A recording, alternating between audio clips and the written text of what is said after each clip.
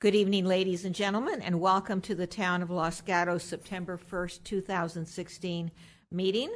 At this point, I would request that if you haven't already done so, you silence your devices, and Madam Clerk, please call the roll. Thank you and good evening. Councilmember Marcia Jensen. Here. Councilmember Rob Rennie. Here. Councilmember Steve Leonardis. Here. Vice Mayor Mariko Sayak. Here. Mayor and Chair Barbara Spector. Here. Please stand and join me for the Pledge of Allegiance.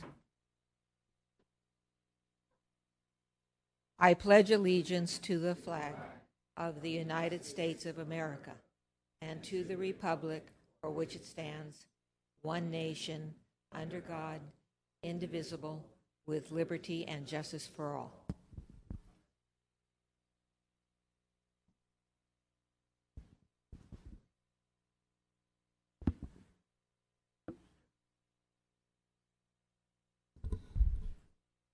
We are now at verbal communications. We have one item on our agenda, but if there is anyone who wishes to address us on an item that is not on our agenda, please come forward. I do not have any cards, but does anyone in the audience wish to address us on verbal communications? Seeing no one coming forward, we are now on the consent items. The way this works is we have 3 items on the consent calendar. Tonight they are all minutes from the August 9th, 11th, and 16th. We will be acting on those 3 items in one motion unless somebody from the council or somebody from the audience wishes to pull an item from the consent calendar. I'm going to start with the council. I don't want to pull anything from the consent calendar. However, on the minutes of August 9th, I would ask staff to go back and review Mr. Picrot's testimony because he said that there were aspects of the development that he liked with regard to senior housing, but there were aspects he did not. And in the agenda, on the minutes, it was much more general than that. Other than that, Ms. Jensen. If we're going to make observations with respect to the minutes of August 16th, I watched the tape, and I know that there's on page 5 a correction for one of the items cited by the mayor in her motion. Attachment 17, she said Exhibit 7. It says SIC Exhibit 8, Exhibit F. And I'm wondering if it's appropriate that was corrected or it should stay the way it was stated. So that's my observation for that. Any other observations or comments? Seeing and hearing none, may I have a motion? So moved. Second. Discussion? Hearing none, all in favor? Aye. Aye. Opposed? Passes unanimously. We are now on our public hearings, which is a continued public hearing. Agenda item 4, which is Architecture and Site Application S13090 and Vesting Tentative Map Application M13014 for property that is commonly or generally known as the North 40. Once again, let me go over some ground rules. This evening we will be beginning with staff report if there's anything more that they would like to add to what's already been provided. Then the council members will have the opportunity to ask questions if there are any questions, and then we will get to the discussion. For members of the audience, I would ask that I'm going to assume that there will be things you hear up here tonight that with which you agree and with which you do not agree. However, I'm asking that you please do not make any audible sounds in response to what you hear. In other words, please be quiet. Now, having said that, going back to staff, does staff have any additional report? No, thank you. All right, questions. I do have a question, some questions, and I know that at some point in our staff report or reports, we may have received this information, but it may have been just very recently. So can you please explain to the staff, to the council, what will happen if there are no successful motions made this evening? what happens as of September 7th? So under the Permitting Streamlining Act, so through an extension agreement, all parties agreed, the applicant and the town agreed that September 7th was our deadline under the Permitting Streamlining Act. As of that date under the Permitting Streamlining Act, it has clauses within that describe what happens next. And the language describes if a decision has not been made by that time, the project is deemed approved. It then goes on, there was an additional section added after that language was added quite some time ago in 74 that said, because there were due process challenges, said that before it can be deemed approved, the applicant has to give the town 7 days notice of its intent to hold a public hearing and then hold that public hearing 60 days later. So there's one interpretation that would mean after September 7th, there's no time would be, if no decision was made, the applicant could evoke the provisions of the Permit Streamlining Act and there'd be an additional 60 days. A court in California, Mahorn, has stated that requirement is necessary under the circumstances put forth by the Permitting Streamlining Act. There is a federal court case, though, that has said that 7-day requirement and the 60 additional days is only necessary when there has been no public hearings or public comment periods necessary. And that's a 2014 case. And so it's in direct conflict of what the state court said. So I take a very strong opinion that this council should make a decision by September 7th. If it does not, the applicant has the potential to go into court and have it declared deemed approved as it was submitted according to that San Diego federal court case. And so you would be putting, if you don't make a decision by September 7th, you'd putting basically whether this case would be, whether the project would be approved in the court's hands instead of your own hands. I would make the argument in court that they still have to do that 7-day notice and the 60-day notice period, but certainly there's been plenty of time for public input, public hearing periods that the Tower case talks about in San Diego, that we may not prevail on that issue and then it would be deemed approved by the court. Does that kind of explain it?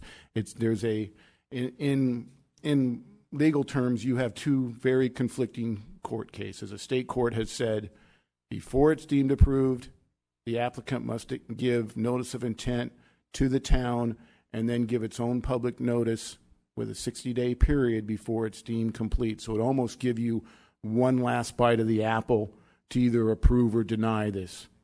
But the federal court case said that's not necessary if you've already given the public the ability through public hearings, through public testimony, and it's automatically deemed approved by that September 7th date, if that explains it well enough. Ms. Jensen? A couple of follow-up questions. You first said that the applicant, it can be deemed approved under state law, then there's a 7-day period for the applicant to give notice and demand a public hearing within 60 days. So if the state law is the controlling law, is there another public hearing in 60 days, assuming the applicant asked for that? Yes. Or do we, so there is another public hearing, if we follow the state law? Yes. Okay, and the state law case that you're citing, is that appellate court, district court? Appellate court. Okay. Fourth In district. Fourth district? Okay. And are there... So the difference in the two cases were this, if you want to, a little nuances. In the state court case, it was application was filed. There was absolutely no public hearings ever scheduled. Town City just said, we're not going to even schedule this case. It doesn't get scheduled at all. Applicant goes into court and says it's deemed approved. The court says, no, you didn't even have an opportunity to be heard. You have to do this 7-day intent and the 60-day notice period. So that's where the facts are a little bit different in that case than ours. We certainly have had public hearings through Planning Commission and through council that have allowed the public to participate. And the court in the Mahone said the reason why you have that 60-day period before it's deemed complete is to give notice to the public that this is going to happen and actually a public hearing. Even if council doesn't show up for that hearing, the applicant can schedule it, and there'd actually be a hearing for the public to speak. Ms. Jensen? And then the difference in that in the San Diego case was where there was public hearings, there was all the notice given. The notice just didn't say it would be deemed complete if they didn't act by a certain date, and that's where the court said that was enough. You had due process rights were given to the public. They were allowed to speak, so it was deemed complete by that ending deadline. And so that would be the argument that would be ended up in court if, in fact, you don't do it by September 7th. So my strong recommendation is you make a decision on this project instead of letting the court decide that issue on a technicality. Two questions. Ms. Jensen? The Mahone case that you're citing, the state court case, is that the only case that you found in California on this issue? Yes. And are there any cases, federal cases, conflicting with the Ninth Circuit case? No, not On at the this issue? time. Okay, thank you.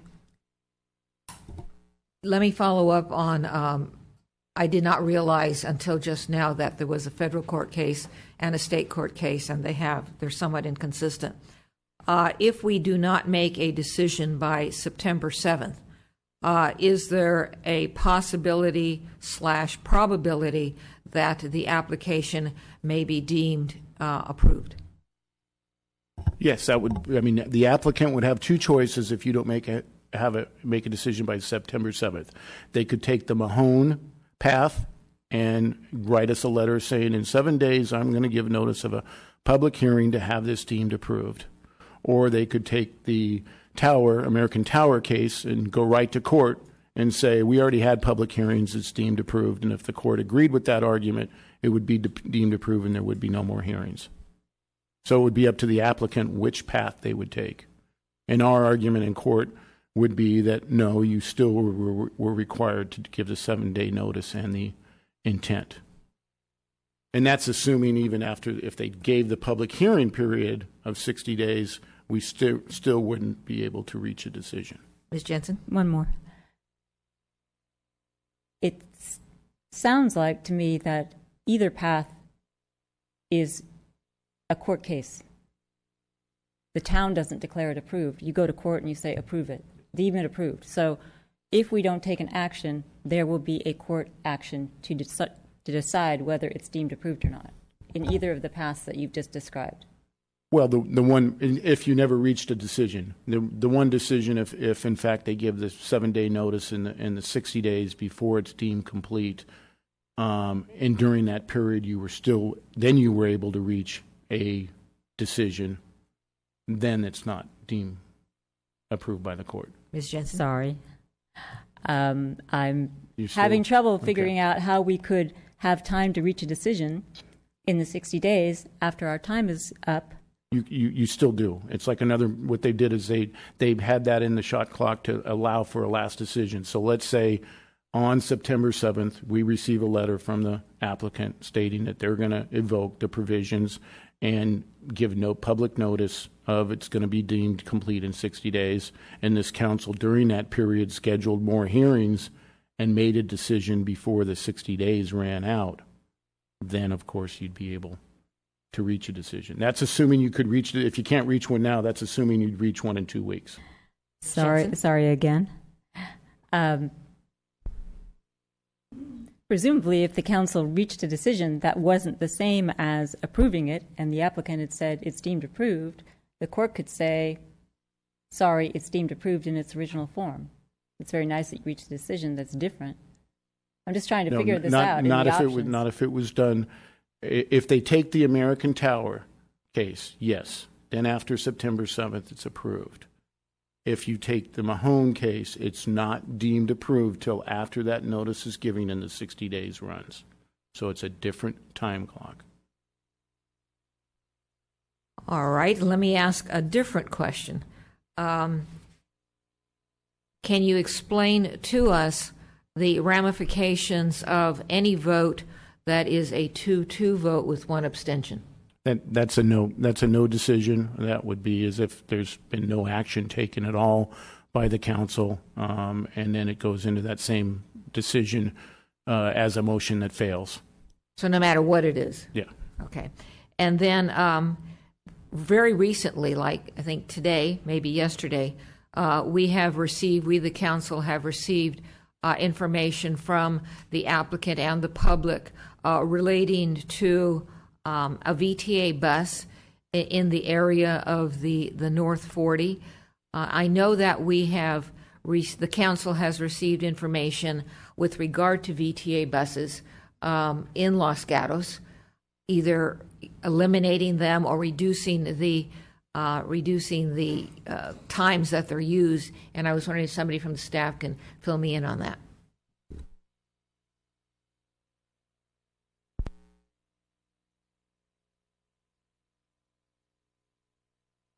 Good evening, Matt Morley, Director of Parks and Public Works. In terms of busing, VTA is currently undergoing a study of their existing busing schedules and service levels, and have over the next several months, through a series of public meetings and hearings, we'll make a decision on what they want to do with the future of the bus service. Nothing has been determined at this point. They're looking at 3 models for the sake of discussion. One of them is an as-is model where our service levels would remain constant. A second is a reduction that would essentially reduce the service in Los Gatos to 1 route. And the third is a elimination of service to the lightly used areas like Los Gatos, which would result in no bus service within the town limits. Thank you. Ms. Sayak. On that note, Mr. Morley, can you remind me on option 2 with the reduced bus service, was the 49 the service that goes down Los Gatos Boulevard, was that affected? So I think I need to emphasize that these are scenarios that the VTA is using to discuss potential options, and through study they would determine actually what the service levels are. And as I understand it, the concept would be to adjust the 48 and 49 and merge them together into 1 route that would provide some sort of a more limited service to Los Gatos. And a follow-up, if I may. When is that decision going to take place? They're doing their public outreach now, and we would anticipate a decision towards the end of the calendar year, maybe into next year. Okay. Ms. Jensen. Different subject matter, and referring staff and the council to the letter we got from Remy Moose and Manley, page 9. There's an indication, the issue is, this also came up in the letter from HCD. Do the by right standards apply to both residential and commercial? The letter I'm referring to talks about mixed use. The specific plan at section 2.5.10 A and B says commercial portions of the mixed use use commercial design guidelines, residential use residential. So my question is, well, when it's mixed use, like for example the market hall with the senior on top, I'm assuming that the by right applies to that as mixed use. My question is, does it also apply to any standalone commercial that is contained within a mixed-use multifamily development? So you are correct. The interpretation, I think most legal experts agree on, that the mixed use with the senior housing is part of the mixed-use development. There's just a difference in opinion as whether the standalone buildings would be entitled to the density concessions and waivers, and certainly that's up to the council to decide whether the standalone buildings that are completely commercial, whether they need to comply with the density bonus requirements or need to be outside of that requirement. Certainly, there's an argument both ways, and I think that's what Remy Moose says. There's no specific case law on it or determination as to whether it's required or not. Mr. Rennie. Thank you, Mayor Spector. So following up on that, I recall either from Remy Moose or possibly from the policy manager from HCD, it said something about if the extra commercial is neighborhood serving, then it falls in with the whole plan. So my question is, how do we define neighborhood serving? How would staff define neighborhood serving?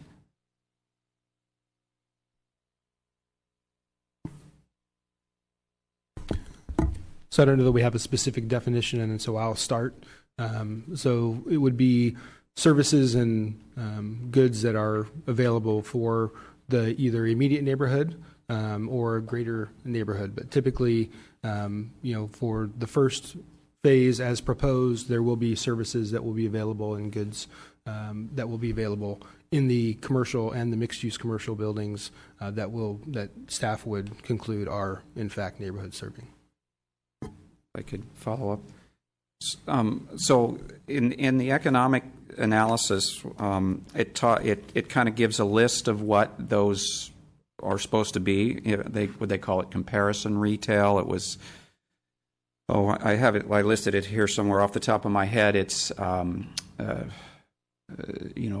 salon and bicycle shop and things like that. So the ones that were listed, are those all considered neighborhood serving? I don't have the list in front of me, but yes, I would. Hair salon, retail, cafes, those would all be neighborhood serving. Coffee shops, and I think Ms. Prevetti has some additional information. Yeah, I think the one way to look at it is what would be regional serving, what would be a regional draw type of retail, and those are the larger shopping centers, the larger stores that would essentially draw from the region, so South San Jose, Campbell, Saratoga, et cetera, as opposed to the people who live within a closer proximity to the development. Is it staff's opinion that there's any of those kind of stores proposed here? Well, I think it's a fair argument that Los Gatos is a regional destination, that people come here because they like our small town charm, and I would imagine that the downtown will continue to be attractive. And if there's new opportunities for shopping and eating, that would also be likely to be attractive. But the majority of the users would likely be Los Gatos residents. I think we heard testimony from our public that this portion of our town is looking for opportunities for dining that perhaps they don't have much choice right now. So there seems to be some demand for some additional uses. And certainly general merchandise, where you could buy the pair of socks or this sort of thing, was clearly shown in multiple studies of the economics that is an area where the town, where we're losing sales. People go outside of town to find those types of shopping necessities. Okay, thank you. Let me follow up from Mr. Rennie. Remind me, other than the market hall, is there somewhere in these materials where these specific commercial uses are listed? There is not. So there's just square footage? There is just square footage, and there's permitted uses that are allowed in the specific plan, and so they would be required to accommodate those. All right, thank you. Ms. Sayak. A question on that. If you could remind me, with the standalone commercial buildings, are there concessions that are attached to those? The applicant is requesting the same height concession for those buildings. So if the council, as was stated previously, does not believe that those are appropriate for the 3 standalone commercial buildings, then the applicant would be required to modify those to comply with that height requirement. Okay, so if you could, I'm looking at the building key plan 1.0. So all the buildings that are in Area A and Area B, are you saying are asking for height? Is it the height? So the entire project is asking for the height determination from finished grade, not proposed or finished as is required in the specific plan. And so specifically the retail and restaurant building out fronting Los Gatos Boulevard, and then the building on the sheet you're looking at right under Area C. Those 3 comprise the standalone commercial buildings. And if I may switch subjects, also want to inquire about something that came in today. It is a letter from Angelia Dorner. It came in at 7:47 about just the various responses to the density bonus. And the specific question I have is, we've discussed at length about date of application. And my next question now is maximum allowable residential density at the date of application. And so if I'm interpreting her letter correctly, if you're applying it in 2013, we had no specific plan, therefore we had no maximum density. If you're applying in 2015, then it's a whole set of different numbers. So could you just give me some clarification on where you and Mr. Schultz stand on this letter? Well, I'll start on one. And so the maximum density was set ultimately in the housing element, but again, that would be in 2015. And so the maximum number wasn't set and was ultimately modified. And so, Mr. Schultz, if you have any additional input. But for that government code section, you don't look at what the maximum density for, if you're looking, are we looking at the replacement issue? And so it's still the date of the application is what you look at. If you, at the time the application's filed, there didn't need to be a specific plan. Although our general plan said no applications will be processed until a specific plan is done, it still didn't prevent an application from being filed on that property. So the applicant takes the position that as early as 2013 and 14, their proposal was requesting density bonuses and BMP program for this project, and therefore it's exempt from it. You certainly can take the position that no, because it wasn't finalized till 2015, and that's when the actual density bonus letter came in, that it has to comply with that section. And if you agree with the second part of that argument, then you reach the statement. Then you have to go through the replacement process and determine whether they've met that replacement requirement. Following up on that, what I understand what the community member is saying. I understand what the applicant is saying. What is the town's position? Town's position is that it's met its application was in place before the 2015 date, and even if you don't agree with that assumption, it still meets the replacement requirements because it's providing 49 of the lower income units. Mr. Rennie and then Ms. Jensen. Just a quick one again on that. So what did the letter from HCD say about that item?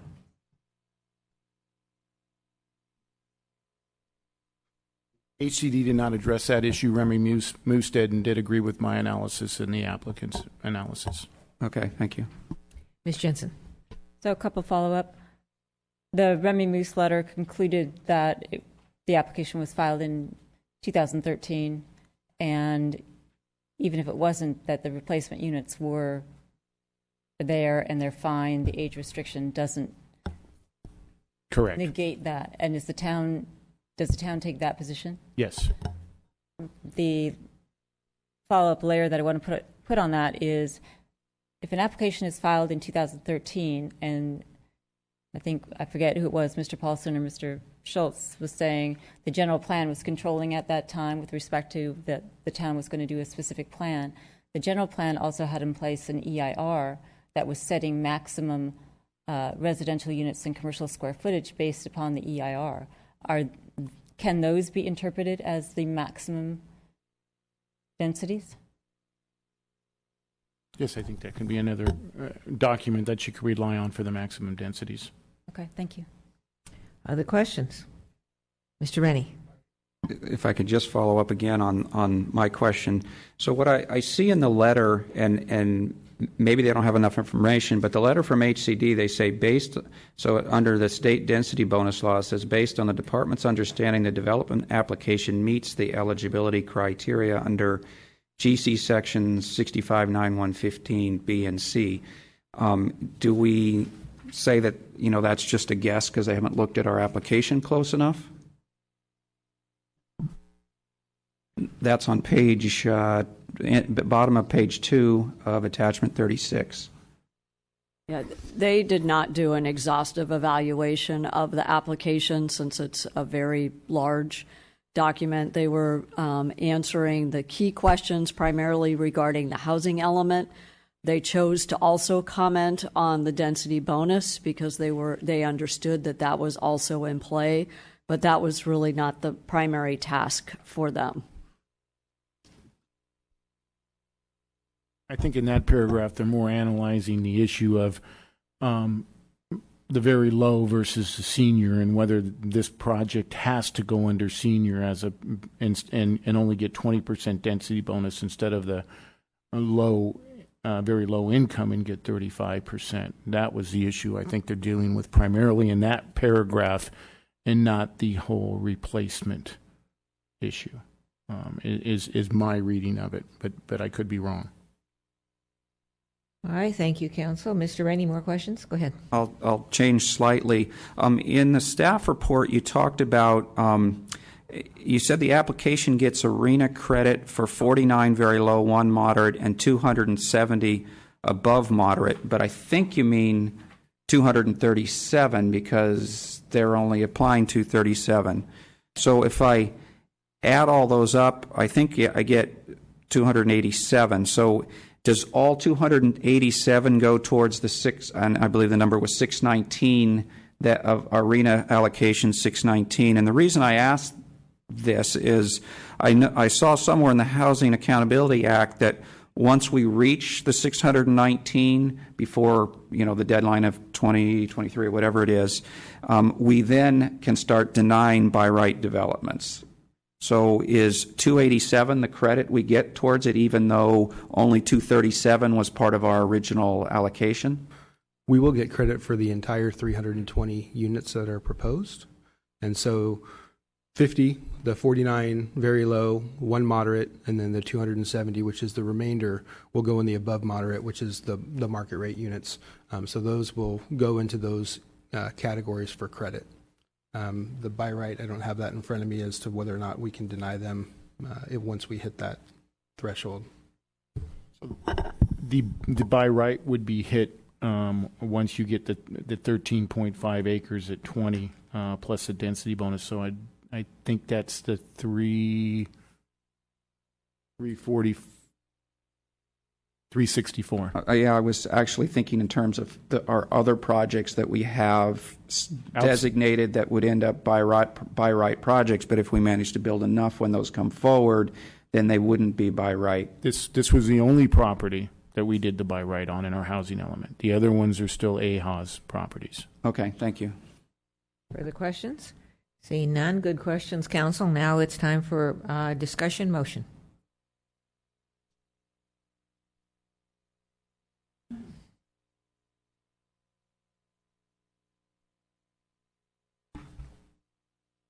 Mr. Leonardis. I'll ask a question of staff. I asked this a couple weeks ago about the Samaritan Hospital potential expansion. Did we get any information back from the letter we submitted to them raising the concerns about the impacts of traffic? And did we get any information back from them whether they would be doing anything to mitigate traffic along the corridor, Los Gatos Boulevard, between Lark Avenue and I guess it would be Samaritan Drive?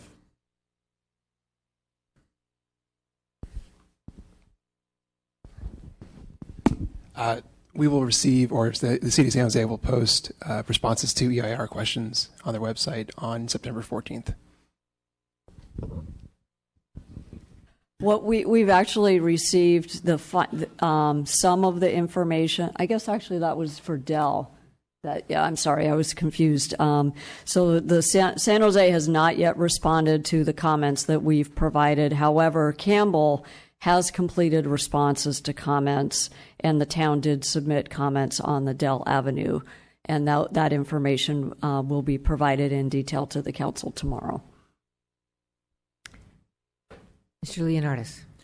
Thank you, Mayor Spector. My primary concern at this time is the part of Los Gatos Boulevard between Lark Avenue and Samaritan Drive. It already backs up quite badly under ordinary conditions. If we're going to add more capacity, if the hospital will add more capacity, I'm wondering how that would be addressed, especially from their point of view, and if there would be any monetary contributions or attempts to, I guess, take the right of way to add a third lane along that stretch going northbound. So with the San Jose EIR information, San Jose will look at all of the impacts that their traffic makes on both the town streets and the city of San Jose streets, as well as freeways and intersections and on-ramps, all of it combined, much like the town did for the North 40. San Jose has some options when they have that information in front of them. One of them is to mitigate the impacts if they are able to identify a solution. The other is to determine that there's not a way to mitigate the impacts, and they would make a finding of overriding consideration. That's the information that we'll get finally on September 14th from San Jose, and what their intended direction is on the stretches of roadway. Typically, they wouldn't allocate dollars. They would rather require the developer to do improvements, for example, at the intersection of Samaritan and Los Gatos Boulevard to accommodate the vehicle traffic. That doesn't necessarily address the stretch between Lark and Samaritan. Traffic generally looks at the intersections as the congestion point, the point where all of that traffic comes to a confluence and creates the backup. That's where the mitigation measures typically occur. We would not anticipate an allocation of dollars that could be used to procure right-of-way outside of waiting for those properties along Los Gatos Boulevard to develop, where that could be a requirement of the developments. Isayak. Two questions on that. The first is, does Good Sam as an entity make comments to these various projects and the traffic studies associated with it, or do they rely on San Jose to make those analysis and those thoughts? And the reason why I ask it is just because of the number of comments we've received on capacity of our streets to take patients to Good Sam in a timely manner. Does Good Sam ever weigh in on what they consider is appropriate traffic around their facility? Well, similar to the North 40, there's an applicant for the Samaritan Projects, and they are making a proposal to add a significant amount of square footage and replace existing buildings. But the burden of completing an EIR that's compliant with state law runs with the city of San Jose. It would be, the applicant would have the opportunity to say, I'm including various mitigations in my project, that they could voluntarily offer that, or they could suggest that certain mitigations are not feasible or viable, and then the city would either have to offer alternate mitigation or deem the impact to be significant, unavoidable with no impacts. It would be unusual for an applicant to comment on a document for their own project, but it could be done. But there's also other hospital interests, as you know, in that area, and one would expect that the other medical uses would certainly be commenting and making their opinions known on the document. That would be expected. Ms. Sayak? And I recall when a long time ago, the Planning Commission had looked at a medical building on that corner of Los Gatos Boulevard, and I think it's where the Starbucks is. So, and that's a funky intersection because owned by San Jose, I think by Los Gatos, and Caltrans had some say in it. So in a project, whether it's Good Sam or North 40, with changes occurring, who pays for the improvements at that intersection? It really depends upon which project is creating the impact. So if the project is on the Los Gatos side and we're the first ones out, then it would be the obligation of that first project to mitigate its impact. If later, say on the San Jose side where Stanford is located, they were going to be doing something different that would also impact that same intersection, then they are then responsible for the new increment of impact that their project is creating. So it is, and in this area with so much interest happening, we're essentially working our way through these issues as we come forward. With the project that's before you, we have an applicant who's proposing to do some of the off-site improvements up front to the extent that they can, and then additional improvements would have to happen later. Whether or not San Jose does outside of its jurisdiction improvements is something that we can't comment on because we don't know what those impacts are and then what the required mitigation will be yet. Ms. Sayak? And so for a future phase 3, 4, 5, whatever it is on the Northern District, and we look at Burton Road, would the uses allowable on those parcels be impacted by what the traffic climate at that time of application will be? Yes, the requirements are that there's a TIA with each future phase of the project. And so it would do the analysis of whether the proposed uses of more commercial versus residential versus a hotel would be conducted, and that would show what would be at least the least impact for traffic with that northern section, right? It would analyze any proposed project with the traffic conditions at that time, and any other projects that were in the queue, much like it's been done for the North 40 project or other projects. Okay, thanks. Questions, discussion? Ms. Jensen. Well, since no one's going to do it, I will start out. I'm going to go slow because I'm going to cite sections as I go through. So as the mayor did on August 16th, I'd ask the council and staff to pay attention to the sections that I'm going to cite. This is going to end up being a motion. For purposes of my motion, I am taking the evaluation that's contained in the HCD letter of August 25th from Paul McDougall regarding California Government Code Section 65583C1 and 65583H and I, which indicates that, quote, while design review is allowed under the statute, by right decision-making must follow development standards that are fixed, predictable, clear, quantifiable, written, warrant little to no judgment, and should be applied in a manner that affirmatively facilitates development, close quote. I recognize that that is a letter regarding housing elements and housing law. However, my question to Mr. Schultz was regarding mixed use and whether that applied to the commercial as well. Mr. Paulson identified neighborhoods serving retail as part of a mixed use development that would qualify, so I'm going to use that standard. And I'm going to organize this by the numbered bullet points I've numbered in the vision statement in order that we can follow it. First of all, the general principles that are identified in Chapter 2 are that the land use development standards form a comprehensive set of policies that will work in concert to steer future development, and that the overall goal, this is 2.3, paragraph 2, for the three districts to work together as a self-sufficient neighborhood while offering support services and entertainment for the local area. I also found section 6.4.2, and I've got it written down somewhere, but I'm not going to refer to it, but essentially it's an administrative section of the specific plan, which indicates that the plan, policies, and guidelines work in concert with the zoning ordinances of the town. However, when there is a conflict, the specific plan takes precedence, and that's at section 6.4.2. And that goes back to the mayor's discussion with her first motion on our last meeting with respect to our architecture and site. Yes, it does apply, but according to 6.4.2, if there's a conflict, the specific plan is the ruling document.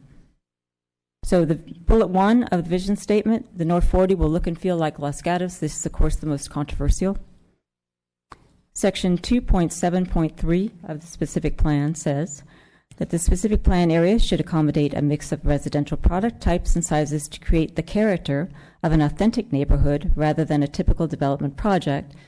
The mayor pointed out in her motion last time that Los Gatos is eclectic. It's a blend of different things. That's reflected in this specific plan. The application proposes different types of residences: garden cluster, row homes, live-work lofts, affordable senior apartments, and those are contained at, they comply with Table 2.2 of our specific plan. With respect to commercial design guidelines for the look and feel of Los Gatos, Section 3.2.4a says, quote, these guidelines are not intended to establish or dictate a specific style. Section 3.2.4 paren B, quote, proposals for new commercial structures should be developed within the context of Los Gatos heritage and the historic and agricultural heritage of the site.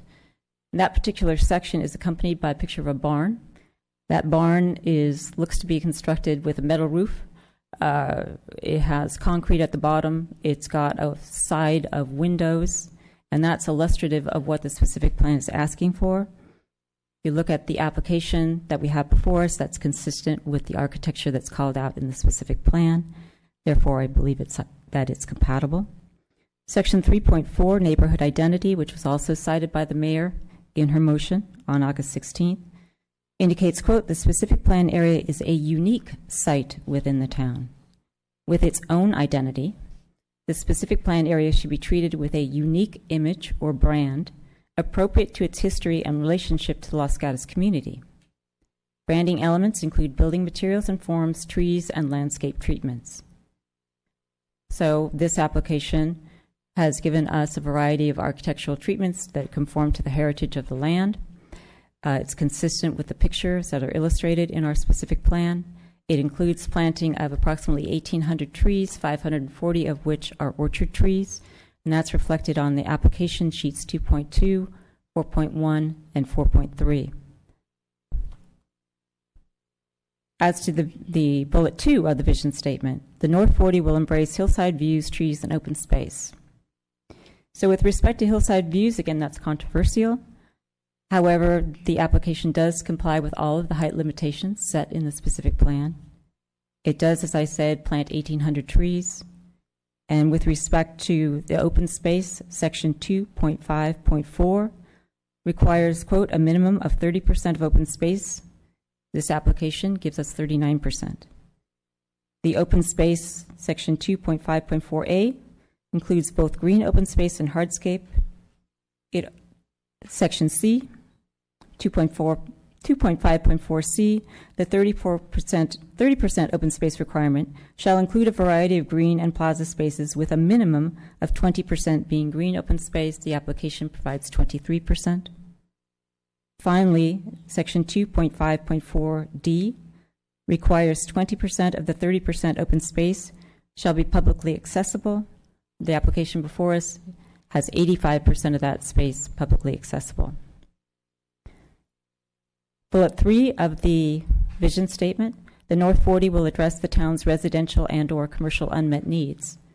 Section 3.3, residential design guidelines of the specific plan, indicates, quote, residential products should be designed to meet the unmet needs of the community and provide a mix of market rate and affordable housing in a multifamily setting.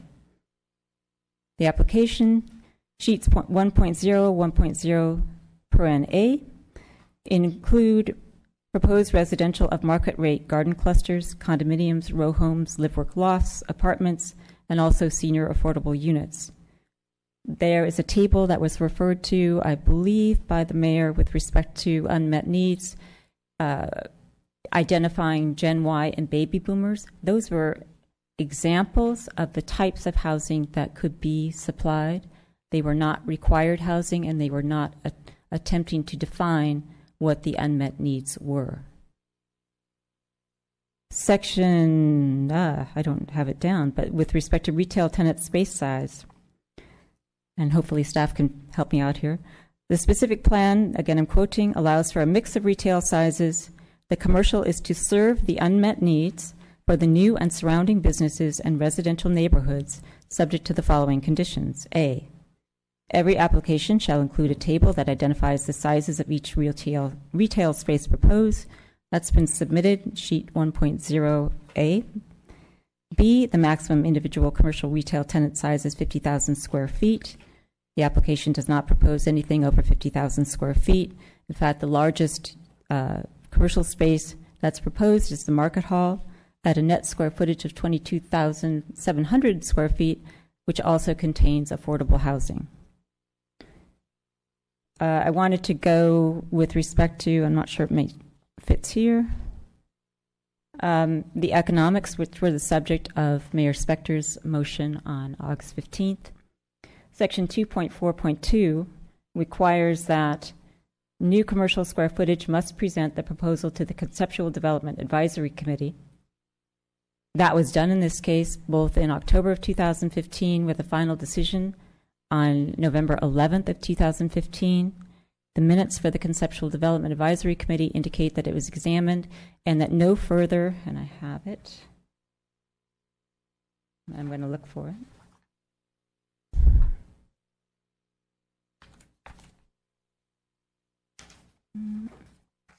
Bear with me a minute. I want to get it right for the record.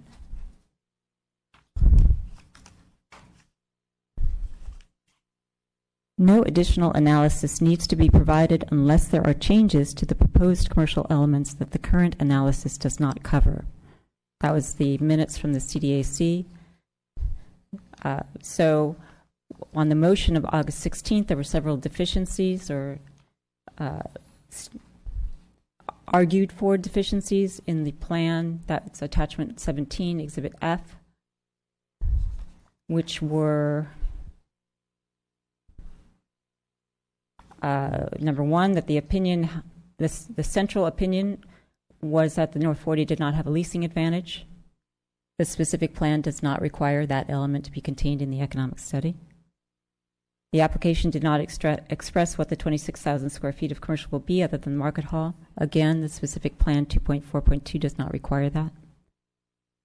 Number three, the study did not address the town's identified commercial leakages. Again, the specific plan does not require that. However, it was included in an economic study that was contained with our EIR. That the number four in the motion from August 16th is that the study did not address, quote, the need for 10,000 square feet or above commercial units, unquote. There is no identified need for that. That was discussed at one of the council meetings when the specific plan was approved. The motion to include that failed on a 3-2 vote, as did a table that included or was going to include the number of commercial units by square footage, X percentage of at a certain square footage. Again, that was not included in the specific plan. It failed on the motion to approve the specific plan. Vision statement, bullet number 4, the North 40 will minimize or mitigate impacts on town infrastructure, schools, and other community services. Section 4.1, policy C2 traffic, requires that it minimize traffic impacts through site design, multimodal opportunities, land uses, the intensity of development, access, and street and intersection improvements. The application complies with the mitigation measures identified in the EIR, provides infrastructure improvements that are called out in the specific plan. And again, I'm going to point to the tentative map roadway improvement plans, sheets 1.23 and 1.24 submitted by the applicant. Policy C5, bicycle planning, integrate bicycle facilities and amenities throughout the site, including multimodal paths physically separated from vehicle roadways. Again, the tentative map sheet 1.3, sheet 1.5 submitted with the application complies with that. 4.6 of our specific plan section, intersection improvements, calls for intersection improvements at Los Gatos Boulevard, Samaritan, and Burton, plus a new left turn lane on Lark and Los Gatos Boulevard, and a new lane on Lark to northbound 17. All of those are provided in the application, and they're called out at sheets 1.23 and 1.24. Section 4.10 of the specific plan calls for a traffic demand management plan. That, as I understand it, comes with the final map if this application is ever approved. Nonetheless, there are requirements called out in the EIR, which the applicant has indicated they are going to be following. Section 4.13, specific plan area circulation improvements. Again, sheets 1.23 and 1.24 of the application meet those. The second part of the bullet 4 of the vision statement has to do with schools. Section 5.2, policy 18 of the specific plan says that we need to address school needs. It says developers are encouraged to collaborate with school districts to address school needs. Here with the application and prior to the application, there's an agreement with the Los Gatos Union School District to contribute or find 2 acres for a school site. and/or contribute $23,500 per market rate unit built to the schools. With respect to other community services, the applicant has worked with, I know, the Bicycle and Pedestrian Advisory Committee and with other transportation agencies with the town to meet other town needs. So I think I've called out most of the things that I think are objective standards, but I'll also, there was an objective standards matrix that I'm not relying on for this motion, for those of you that think I might be, but there is one and I want to cite it for the record. That was submitted by the applicant for our last meeting. I don't see an exhibit sign on it, but it's titled Objective Standards Matrix. And again, I'm not relying on this for my motion. I'm relying on my research of the specific plan and my looking at what fits or doesn't fit. So I think that I've gone through and cited how I believe that the application meets the requirements of the specific plan. So my motion is to approve the application as submitted. And with that motion, approve the resolution that was provided to the council in our staff report from our last meeting, which is attachment 23, with all of the findings and requirements that are included with that resolution.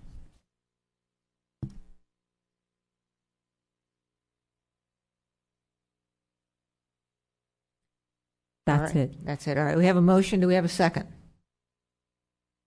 Mr. Rennie. May I ask a question of staff before I make a decision on that? Yes. And let me thank you for doing that. Just for everybody, if you have a question of a council member who has spoken, you can raise the issue, you can raise the question, but everything will go through the chair as opposed to talking directly to one another. Thank you for asking. Go on to staff. So my question really is more for staff, actually.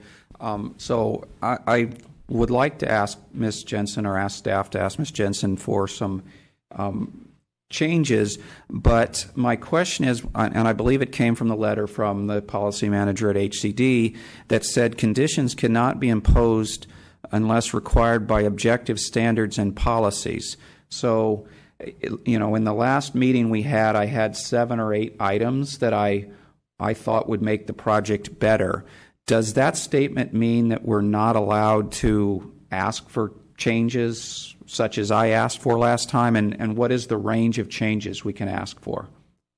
No, it's been our determination that the council can ask for changes because you have the discretion to essentially make sure that the application meets the specific plan. And the types of modifications that were suggested on August 16th do not materially reduce the housing units or affect the ability of the project to deliver the affordable housing component. It was really more around landscaping and architectural skin of the buildings and that sort of thing. So those are changes that would be consistent with state law.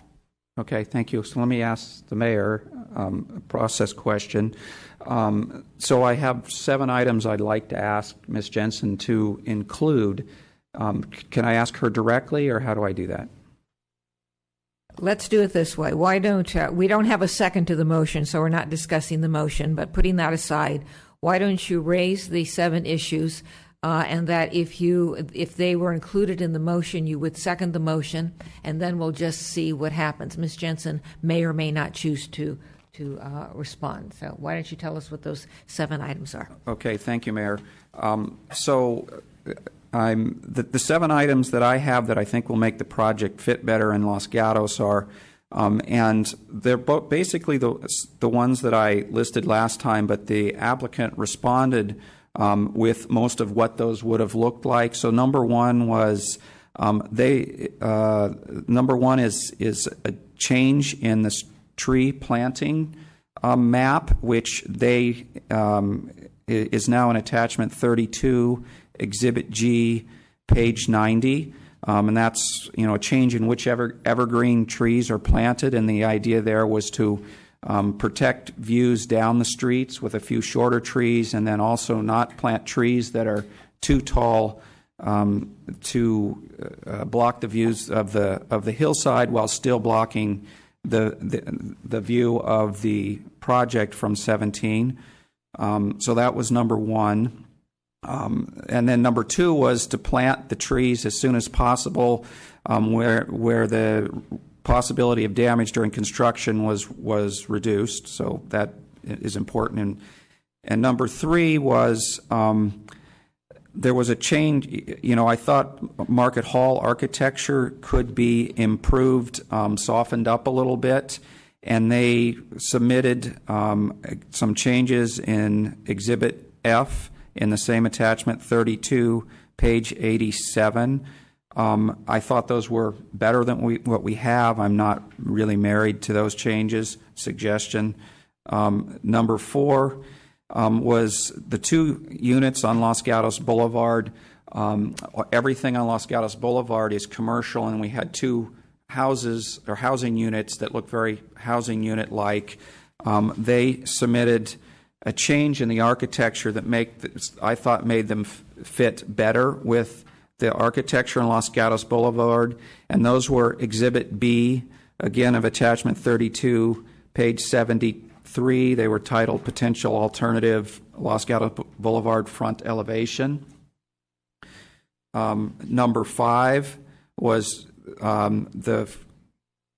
they submitted another optional row house elevation, which I had suggested before replaced elevation A, which is kind of dispersed about.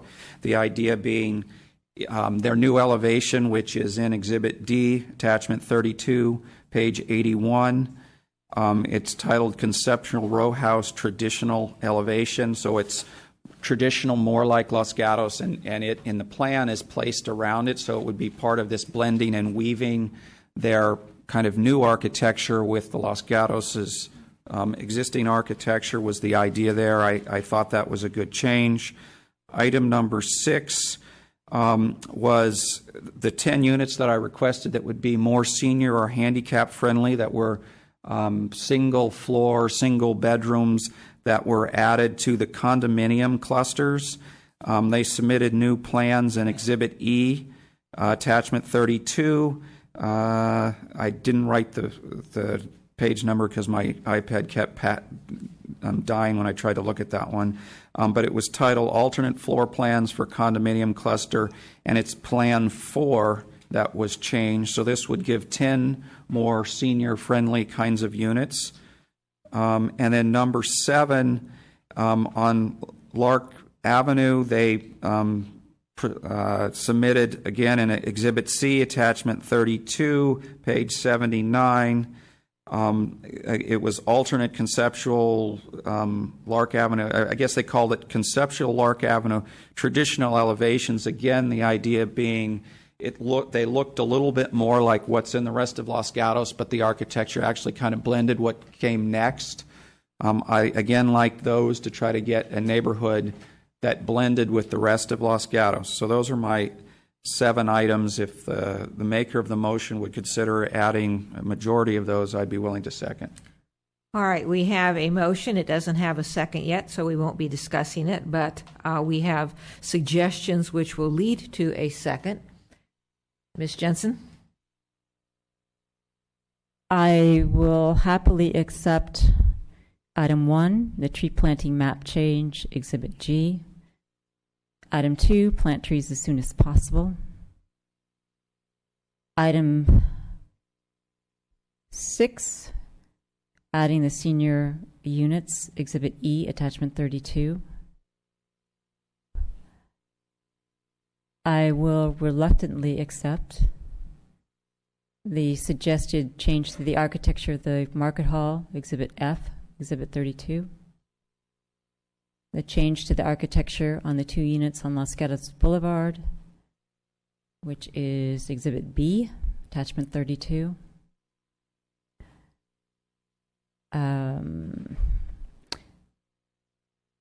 I will very reluctantly accept, unless Mr. Rennie wants to reconsider, change to the row home architecture in Exhibit D, which is showing a white Mediterranean, which I think is not called out anywhere in the specific plan and is not illustrated anywhere in the specific plan and does not match the architectural heritage of the site.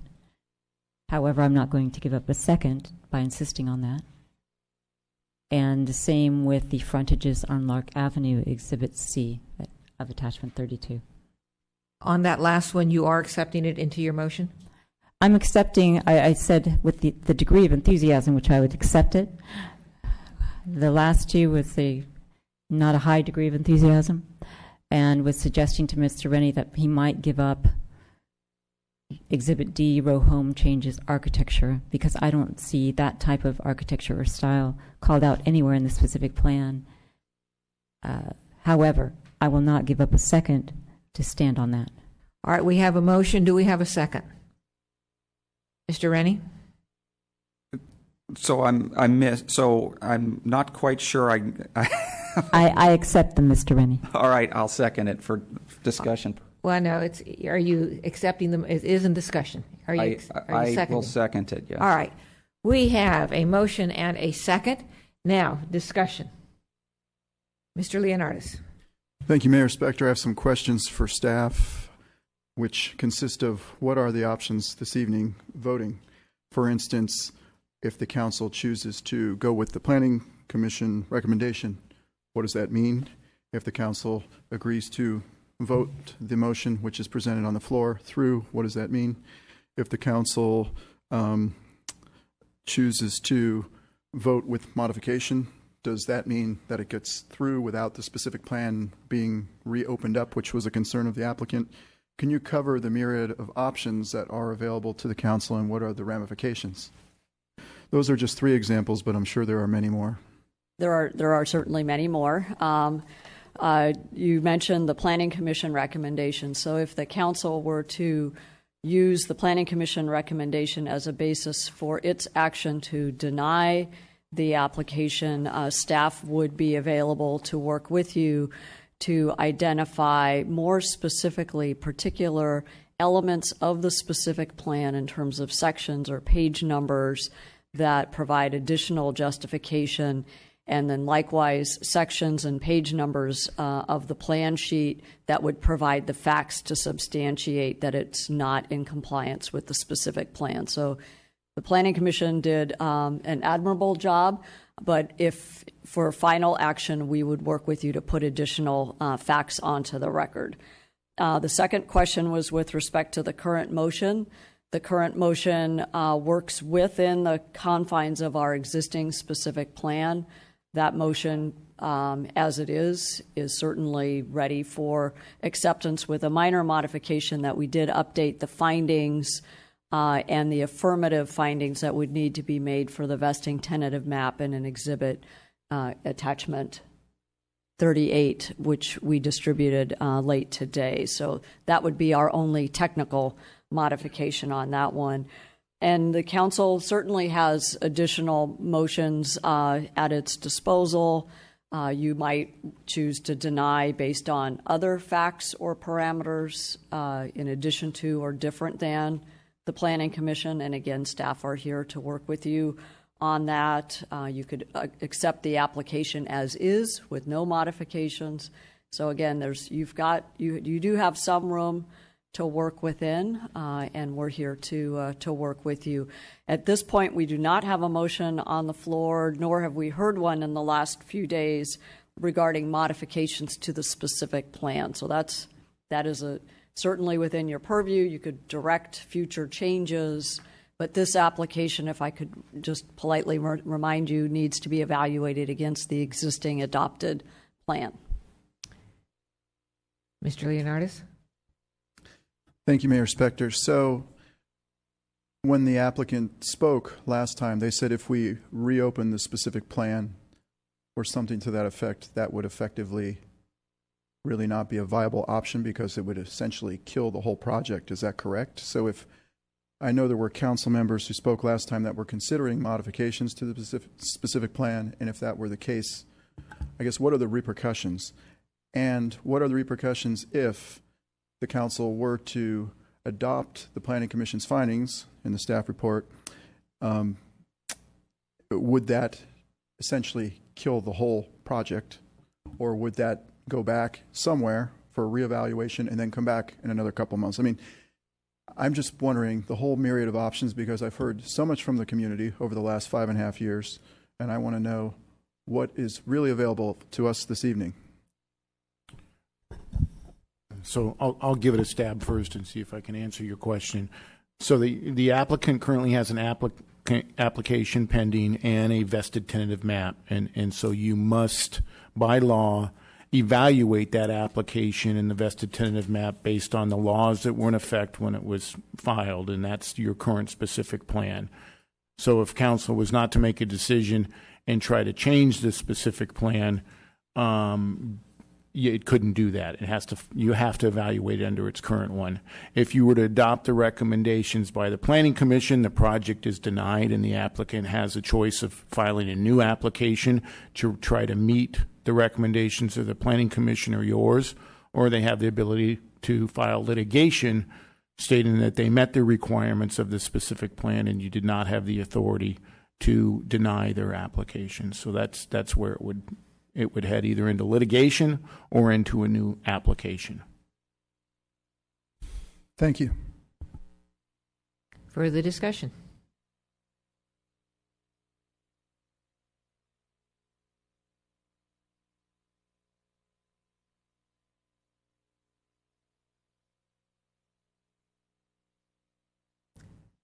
All right.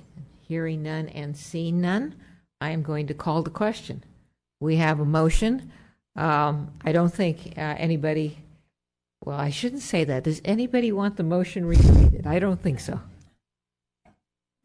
Mr. Leonardis. I have more questions for perhaps Ms. Prevetti. So she mentioned that if the council were to adopt the specific plan, that we could go through and we wanted to modify, they would help guide us through some process of modifications in the table. Was that one of the earlier things that you said? Or was that based on the acceptance of the Planning Commission findings, and then you would try to help us alleviate those findings in order to approve the project? How can you explain it one more time? Okay, thank you. So if the council, if this motion is defeated and a new motion comes forward that essentially says Planning Commission identified certain parameters, and we can find that page for you, and you just said we want, that is the motion, so it's on the floor to deny the application for the reasons the Planning Commission stated. We would work with you to identify some additional sections of the specific plan that help support the recommendation of denial, and then as appropriate, identify locations within the plan sets that provide evidence that the application is deficient in those particular areas. So we would try to work with you, if you want a recommendation of denial, to make sure that you have a record that that substantiates the findings that are necessary to deny a vesting tentative map and to deny the ANS. So we would, so if that's the choice that the council would like, we would work with you. Again, it's great if the deciding body can identify those sections themselves, but we're here as a team to assist you. Mr. Leonardis. Thank you for the clarification on that, and I'm not anticipating a vote one way or the other, but I am interested in what you're saying. Is this something that we would do right here live this evening? I think the clock is ticking, so we're ready to work with you. We might find that once if a motion is on the floor that needs some additional research, we might respectfully ask the mayor for a short break, so that way we could identify some additional sections and then bring that back after the break. So we might need a little bit of time. We may not be able to put our hands on everything right in at the moment, but we would do our best to make sure this is a productive meeting this evening. Thank you. Further discussion? Ms. Sayak. Question of staff. And again, if you can remind me, the vesting tentative map, attached to that is the layout and the number of units within each parcel once it's laid out? So the vesting tentative map lays out lots, and then they further can be subdivided into condominium lots, which would be the footprints specifically of those buildings. And so that would move forward given its current configuration as proposed. And that decision has to be made by September 7. So, for example, there was a discussion about changing the architecture of Building 24 and 25. If I just believe that Building 24, 25 should be commercial, that's a vesting tentative issue, not necessarily an architectural. Okay. Okay, thanks. Mr. Rennie? Thank you, Mayor Spector. So let me follow up on Building 24 and 25 because I believe I had a discussion earlier with the town attorney that we may be able to ditch 24 and 25 and approve the rest of it with the chance that there wouldn't be a lawsuit because they would be getting most of it. So if Councilwoman Sack really didn't want those two buildings, there's a possible route that direction? So certainly you have the ability to look at the vested tentative map and make determinations that it's not in compliance with the specific plan, and you could approve the vested tentative map by removing certain buildings, certain lots from the vested tentative map because they didn't meet the specific plan requirements. Whether that would ultimately rely on still result in a lawsuit, I don't know. What the implications that has with the applicant, or whether they believe we didn't have the right to do that because it did meet the specific plan requirements. But certainly, again, as the town manager mentioned, if that's the route council wants to take, we can help with findings if there's any changes to the vested tentative map that you'd like to look at. Further questions? All right, then before we go to the motion, I will be voting against the motion. And rather than go through each paragraph and page of the specific plan, my opposition will be based upon and incorporate by reference my motions of last time, the one relating to residential and the one relating to economic, and all of the paragraphs and sections referred to in those motions. I also will incorporate into my opposition the recommendation of the Planning Commission and all the bases therefore. And lastly, I'm going to incorporate the totality of the record on the basis that people always talk about objective versus subjective. And whenever they do that, they are normally talking about objective is what they think it is. And if they don't like it, then it's subjective. But objective can be based and is based on all of the facts in the record. And so I am incorporating those into my opposition to this motion. Further discussion? Hearing none, we have a motion on the floor to approve the application. All in favor? Aye. Opposed? No. No. Let's do it by show of hands. All in favor? Opposed? Motion fails 3-2. Ms. Jensen and Mr. Rennie voting for the motion. So we're still here and we're looking for another motion and discussion. Mr. Rennie. Thank you, Mayor Spector. If I could just make some general comments versus another motion. I've met with several members of the community since our last meeting that kept encouraging me to remember my campaign tagline, which was, I'm an engineer, not a politician. So what that means to me is and to them is that they want me to keep analyzing facts and come up with decisions based on facts. And I've again, talking to members of the community, I continue to find a lot of misunderstanding in the community. So I wanted to add some facts, hopefully, or a more understanding in just one comment here. Some people were confused about affordability. We had some discussions about the units costing $900,000 to $1.1 million, and some people thought that's what the senior affordable units costed. So I wanted to try to help people understand affordability.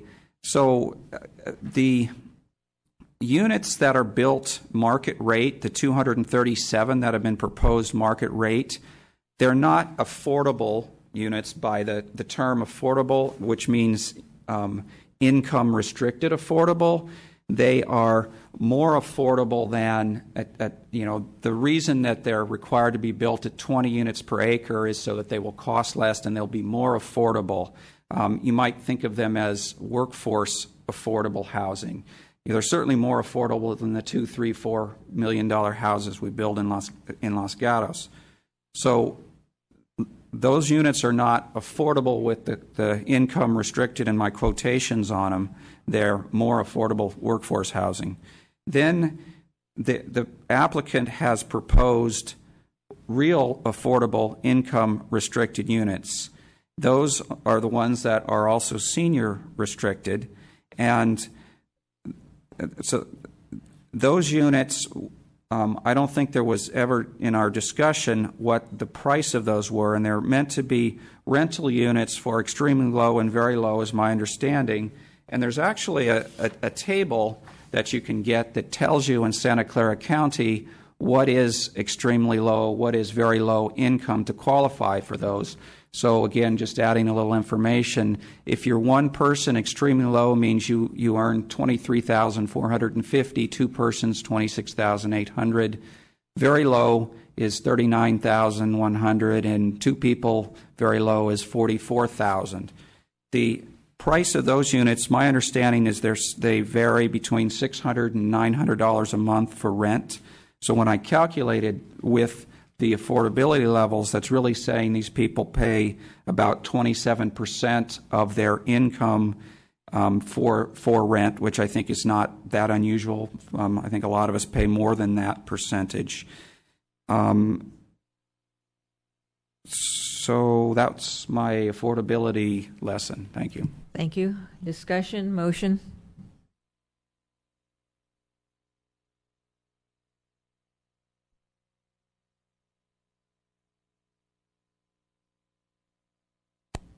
Mr. Leonardis?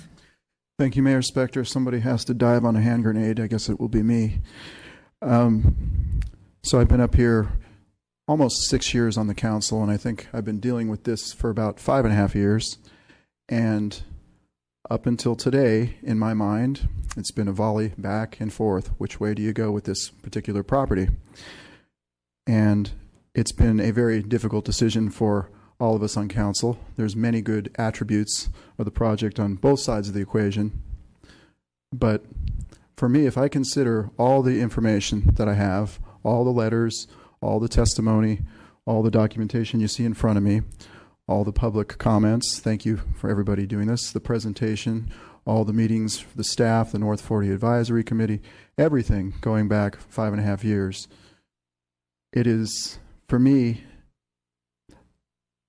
a decision that it's been very difficult to arrive at this conclusion. I mean, I did not draw a conclusion until this evening at this meeting. I mean, I was reading stuff on the dais this evening.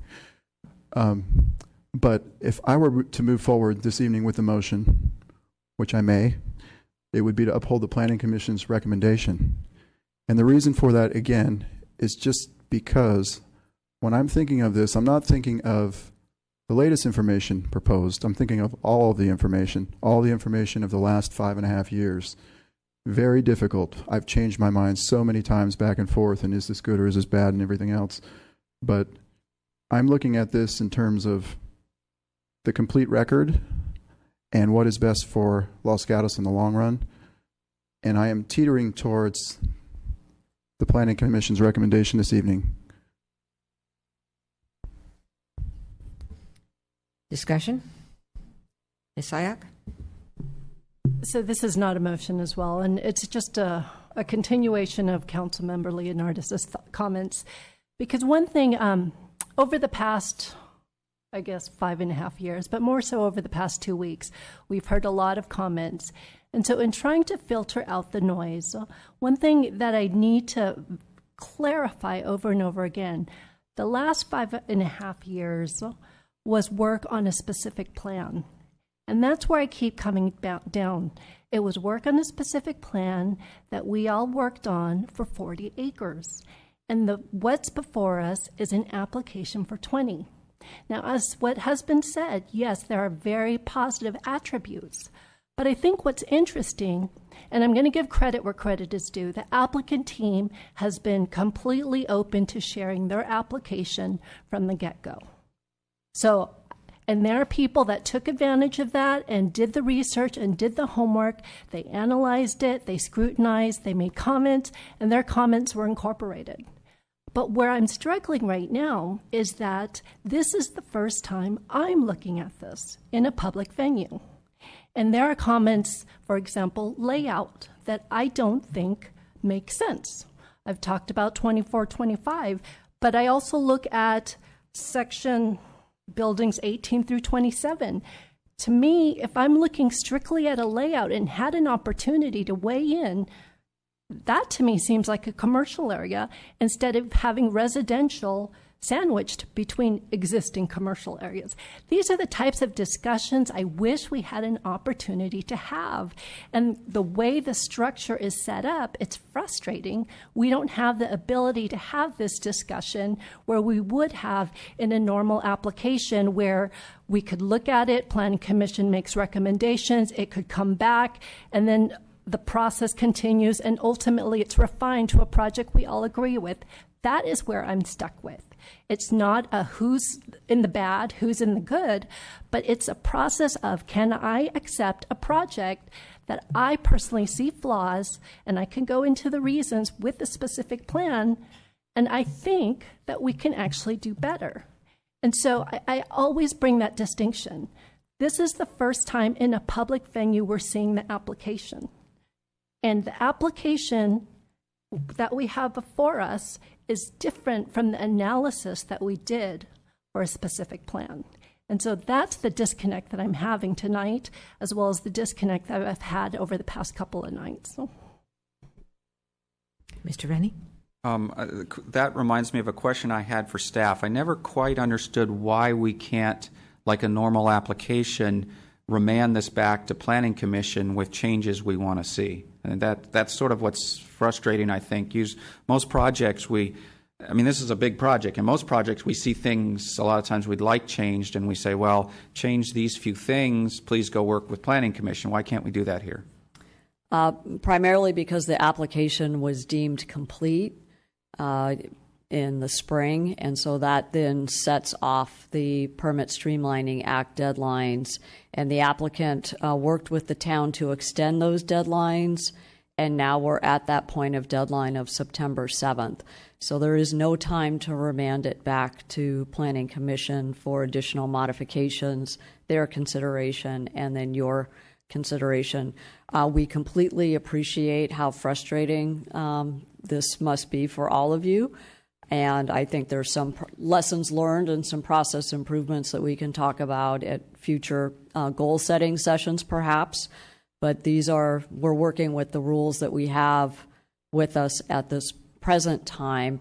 And I would just say to the concerns about certain components of the project, there are motion possibilities if the council is interested that might extract some of the areas from the vesting tentative map that, again, staff would be available to work with the council on if that is something you're interested in pursuing in a way that would still maintain the 20 units per acre and the by right and all the other requirements that we have. Thank you. Thank you. I'm going to follow up with from what the Vice Mayor was saying.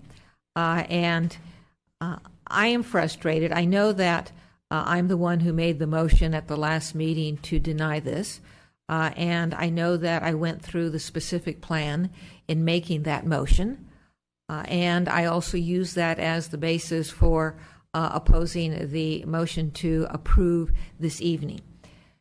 That being said, it's not because I want to say no, no, no, no, no to everything. It's because I agree it is frustrating after having done planning decisions in Los Gatos for 20 years. What you really want to do when you're making these planning decisions is see where things can fit in better with the town, see where they can fit in better with our architecture inside and our general plan and our ordinances, and then make recommendations, send it back to the Planning Commission, have the Planning Commission and the community weigh in on it, and then bring it back to the council. That's what I would like for this on an ideal level.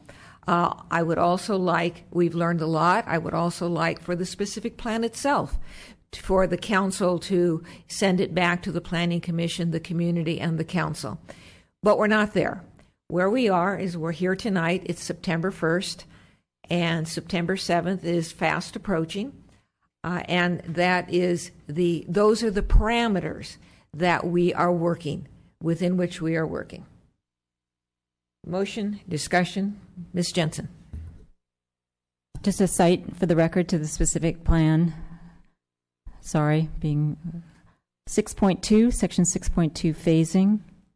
It's in response to the Vice Mayor's comments and some comments that we received from members of the public. I'm going to preface it by saying that the specific plan, I think part of the problem is with people's concept is the specific plan is a zone. So just as I would zone the Almond Grove residential, parts of University, commercial, and things would get built over time, that's what happens with the specific plan. A plan development, everything gets built at once, we tinker with it, then we do an ordinance. And I think we're struggling with the difference between a plan development and what's essentially a zone. So going back to section 6.2 phasing, I'm just going to read it for the record. It is anticipated that the specific plan will be implemented over time and in more than one phase. Each phase shall stand alone and shall not be dependent on improvements required in future phases. So we can look at 20 acres. We should look at 20 acres.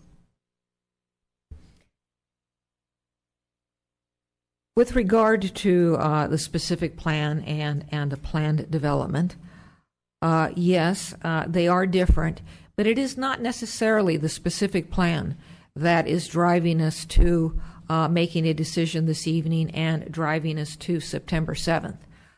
We are having to deal with, we on the council are having to deal with several state mandates such as the vesting map, the vesting tentative map, such as RENA, such as by right. And so even though I can appreciate that there is indeed a difference between a plan development and a specific plan, I don't see the specific plan as the engine that is driving us to September 7th. And council, I'm still looking for a motion.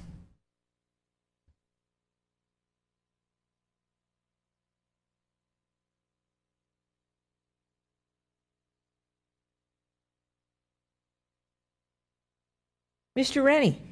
Thank you. I'm not going to make a motion, but I'll make some more comments to help other council members understand what I'm thinking.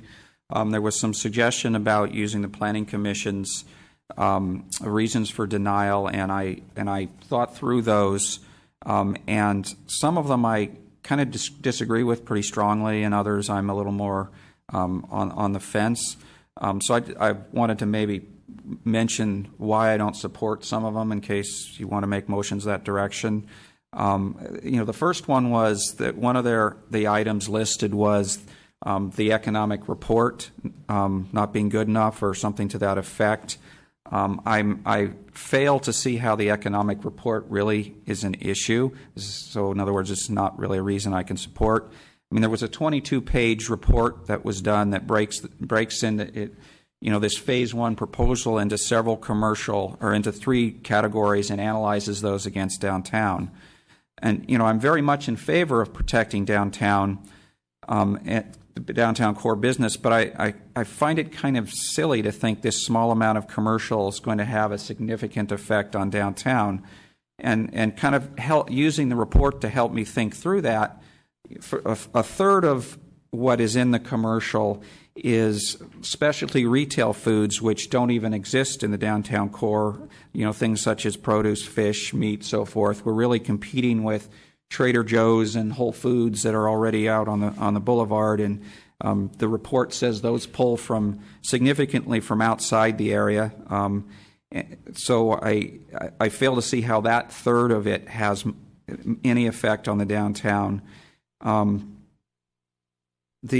Another third of it calls for a white tablecloth restaurant, a cafe, and maybe some sort of brew pub or bar and grill. I've heard many people say, well, us on the north end of town don't have much choice for restaurants near our houses. You've got Viva on the boulevard and Aldo's if you're more on the west side, with certainly for that white tablecloth type restaurant. So adding another restaurant doesn't seem like it's going to be that big a deal. The report calls out, that there's 62 restaurants in the downtown area, not necessarily white tablecloth, versus these 3 that we're talking about adding.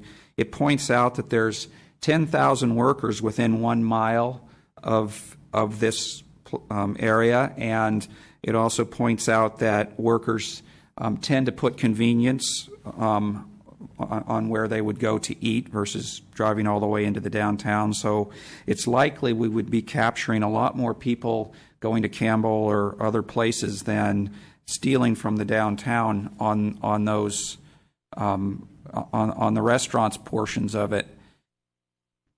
It also points out that for what's in the residential area nearby, they expect just the increase alone in the next 5 years of what's spent on food and beverage to be $90 million. It seems to me these 3 restaurants can get some of that without stealing much from downtown again. Then that leaves the third part of it, which is neighborhood, what they called comparison retail, or what's really our specific plan calls for neighborhood commercial. Those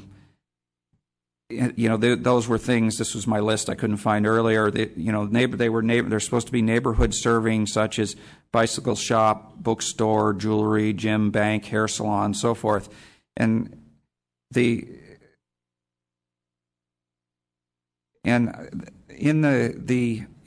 when we added this requirement for the economic report to the specific plan, if I remember correctly, we, the council, added that.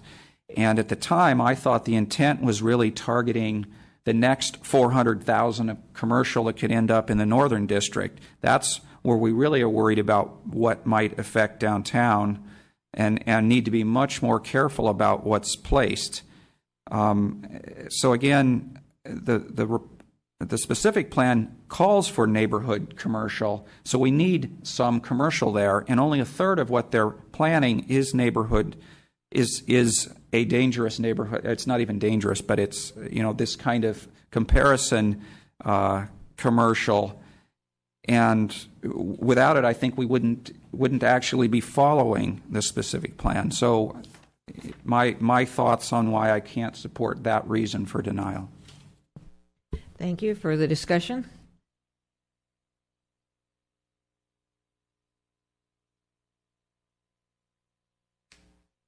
Mr. Leonardis? Somebody has to talk. I guess it could be me. So, some of the many concerns that was raised by the public where you have these 3 zones, and I think council, at least some of my votes, were predicated on the fact that this is what you're going to get. This is what Mr. Rennie's comments made me think of this. You had a future promise of commercial, perhaps a hotel and some other things. But right now what we have is kind of a housing development, and we have uncertainty moving forward what will actually go in these other spots. If all this was being voted in tonight, all 3 zones, and all 3 zones had an actual plan like we see up on the wall here, that could be much more palatable for the public and their comments, because there was many concerns brought forth in the public about that. You're really just voting for one zone, and what happens in the future, we don't know. I know that there is a overall specific plan, but as Mr. Rennie alluded to, that could possibly change in the future depending on things. We're not really voting through the actual buildings that are going to be there, or the actual businesses that will be there, the types of business uses that will be there at this time. So that makes the decision difficult this evening. What we are really voting for is a whole lot of housing, and some senior housing on top of a market. So it's difficult to see the future, and I don't like that uncertainty.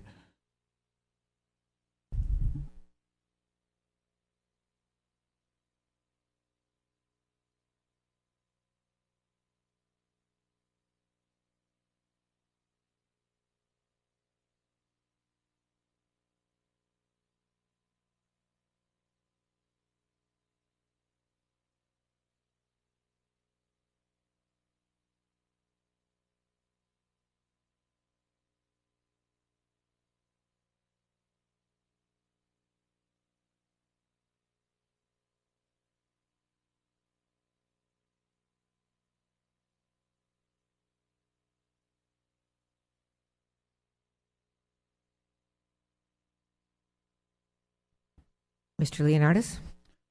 Thank you, Mayor Spector. He who panics first loses least, I always say. So questions for staff. What is, again, the significance of September 7th? I mean, we had council people up here mention that if this were a normal process like what we normally do, which is a process that we understand, the public understands, where it volleys back and forth between council and planning commission until we come up with a result that satisfies the public. Obviously, that takes more time and it goes beyond September 7th. Why could not an approach like that be used as opposed to some ideas that were put forth from perhaps the applicant or the public, where there could be lawsuits and things, which I find very unproductive and time-consuming? So I began the topic with the Permitting Streamlining Act and the Vested Tentative Map, the Subdivision Map Act, that has specific sections that have timelines for the exact reason of not allowing public agencies to continue to delay an applicant's project and never reach a decision. In this case, in general, it's usually 60 days and can be for another 90 days. So in general, that's kind of the 150 days is what we use. And that's what we got on this project. In other projects, once it's deemed complete within 30 days, we can get it to Planning Commission in 30 days and to you in 30 days, and that's 60 days. And we can still meet that 150 days, so you really don't usually hear about it very often. We meet the 150-day requirement. In this case, we had that kind of, when it did come to you, that need for the study session, and so we needed that extra 90 days when there could have been, if the decision was made in, I think that was May, to return it back to, if you made it recommendations and returned it back to Planning Commission, there would have been enough time with this extension to make a decision maybe within the 150 days, but we did the study session instead of making that. So that's where we are. We're at the 150 days. If you do not make a decision by September 7th, then the applicant has the ability to seek a decision by the courts that this project is deemed approved. And that's the ramifications if he did. He doesn't have to do that. He could agree to waive the Permit Streamlining Act, and if your recommendation was to send it back to Planning Commission, he could possibly agree with that decision, or he could challenge it in court. So it's going to be the applicant's decision, not ours, as to whether there's any more extensions. In fact, the code specifically says you can't enter into another extension agreement beyond the 90 days. So it really would fall within the applicant's hands as to what they wanted to do after September 7th. Thank you. Ms. Jensen? To follow up on that question, you said it at the end, and I want to make sure it's on the record. I had understood that the reason we were in this position was that the applicant and the town had waived time up to the maximum possible allowable under the law, and that there is no now option to waive any further time. So your statement was Correct. contradictory. Well, Which one is it? Well, so after September 7th, the applicant has to do something to have his project deemed approved. He can't just come into court and say, I want building permits. So he will need to go into court if you do nothing, and for the court to say the project is deemed approved. Right. So that's not a waiver of time. That No. is either number one that you gave us, 7-day notice, 60-day public hearing, or the federal model, Yes. deem it approved, court, thank you very much, I'm done, because you've had a lot of public hearings. But there's not an option for the applicant to waive time again. That's what you said. Not they by could an waive extension time. agreement. Okay. Not Right. by an So they agreement. cannot. Okay. The second part of that question is, oftentimes under the law, the time waiver is, if I start something by the deadline, it doesn't matter how far I go past the deadline as long as I started it by the deadline. So I'm going to just liken it just because I know what it is, and for the record, if a defendant demands a speedy trial, he has a right to have a trial within a certain time. So let's say his speedy trial date is September 7th. As long as I start the trial on or before September 7th, the trial can keep on going after that with no problem. But what I understand to be here is that the deadline is not a starting point, but an end point by which we must make a decision. We cannot start it before the time and keep going. We have to be done. That is correct, although there is a court case for when a denial was made and that at a subsequent meeting, the findings and resolution came at the next meeting, which was after the September 7th date, and the court held, so long as the council made the final decision by the deadline here, September 7th, although the resolution and findings came after September 7th, that was okay. But you have to make a decision by September 7th. The situation where you said where a trial begins and it goes further, no, that's not the situation here. Ms. Jensen? Just one more thing to clarify for the record. What you're describing as a findings and resolution that occur after the meeting, I'm going to interpret to be administrative and ministerial action that is following a decision made, not further deliberation, correct? Absolutely correct. Okay. Back to council.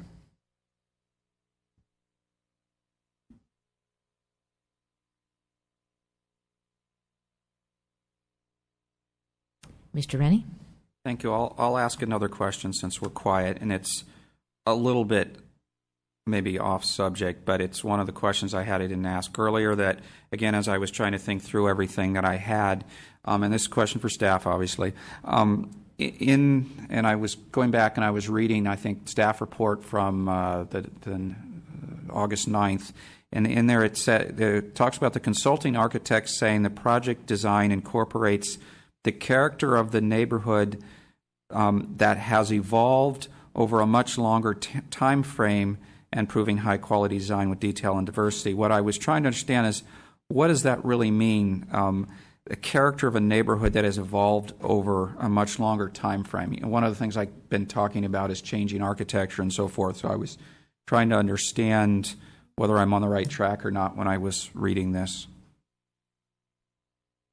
Thank you, Sally Zarnowitz, and planning manager. I think the intent of that language is to say that the project is designed in a way that it looks like it has evolved over time, so more organic, if you will, versus looking like it was built all at one time. So, and that's to address again the the existing development of the town. The town has developed over time. The idea of the architecture and the intent of it and the judgment by the consulting architect is that the new development matches that kind of pattern. If I could follow up. Mr. Rennie? So if you can answer, how does the current architecture make it look like that? What have they done? I know you're not the consulting architect, and you may not be able to answer the question, but I'll ask it anyway. No, it's a good question. I think it has to do with, again, the different housing types and how they are different scales and sizes. The materials evolve. It has to do somewhat with that, the details of the design itself and the differentiation and the different kinds of massing. That's part of it. Okay, and thank you. I suppose the other part also probably has to do with the layout of the site itself and how it, the pedestrian-friendly part of the layout and how that relates to, again, those housing types and the different architectural styles. So I think what you're saying as you look across the map, it's not the same size building, it's different size buildings placed in different places, and that's what makes it seem more organic, I guess. Correct, yeah. Okay, thank you.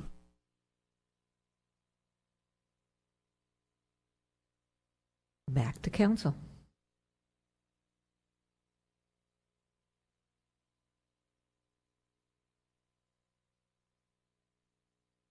I think that some of us who have tried motions and gotten shot down are a little gun shy. Hint. Mr. Rennie. Thank you, Mayor. Since we're quiet, I'll ask another question if nobody minds. I was trying to understand how many units are available to be built. Let's assume this project gets built. How many are available to be built in the Northern District? There was some comment somewhere about there are 16 or 19 units already. Are those in the Northern District, so we have to subtract those out? Could those be bulldozed under? And if we had the density bonus, what's the number that could still be built in the Northern District? The maximum on the remainder of the site, which is a portion of the transition district in the Northern District, would be 44 if someone took full advantage of a 35% density bonus. It's okay if I follow up question related.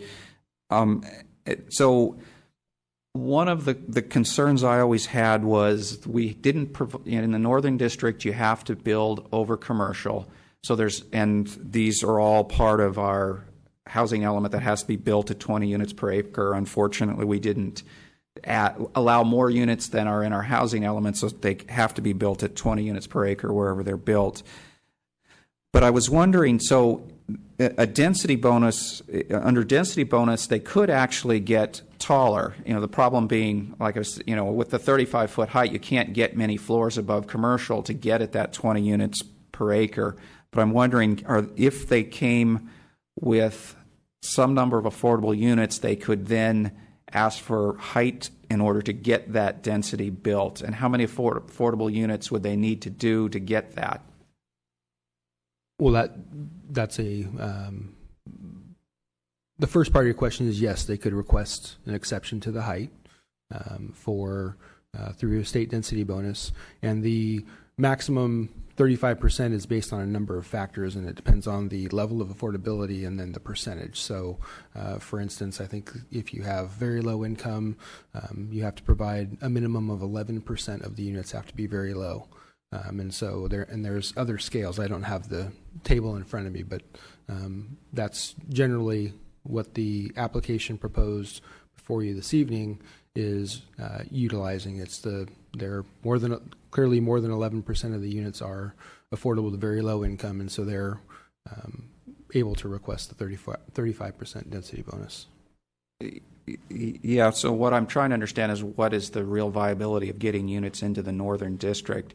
And that's why I asked that question. So if you had a building, you'd have to have 11% in that building being affordable, and then you could add others and get the height that you asked for, a height variation because of the bonus. That's right? Correct.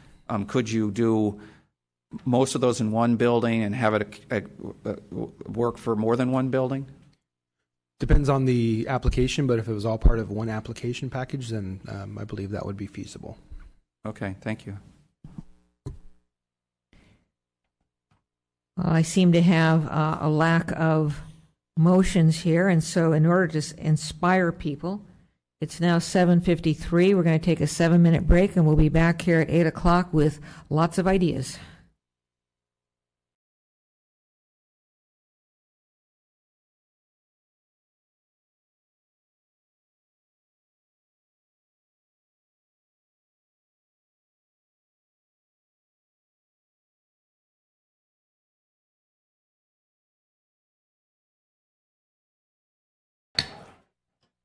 Council and staff, please take your seats. We'll get started again.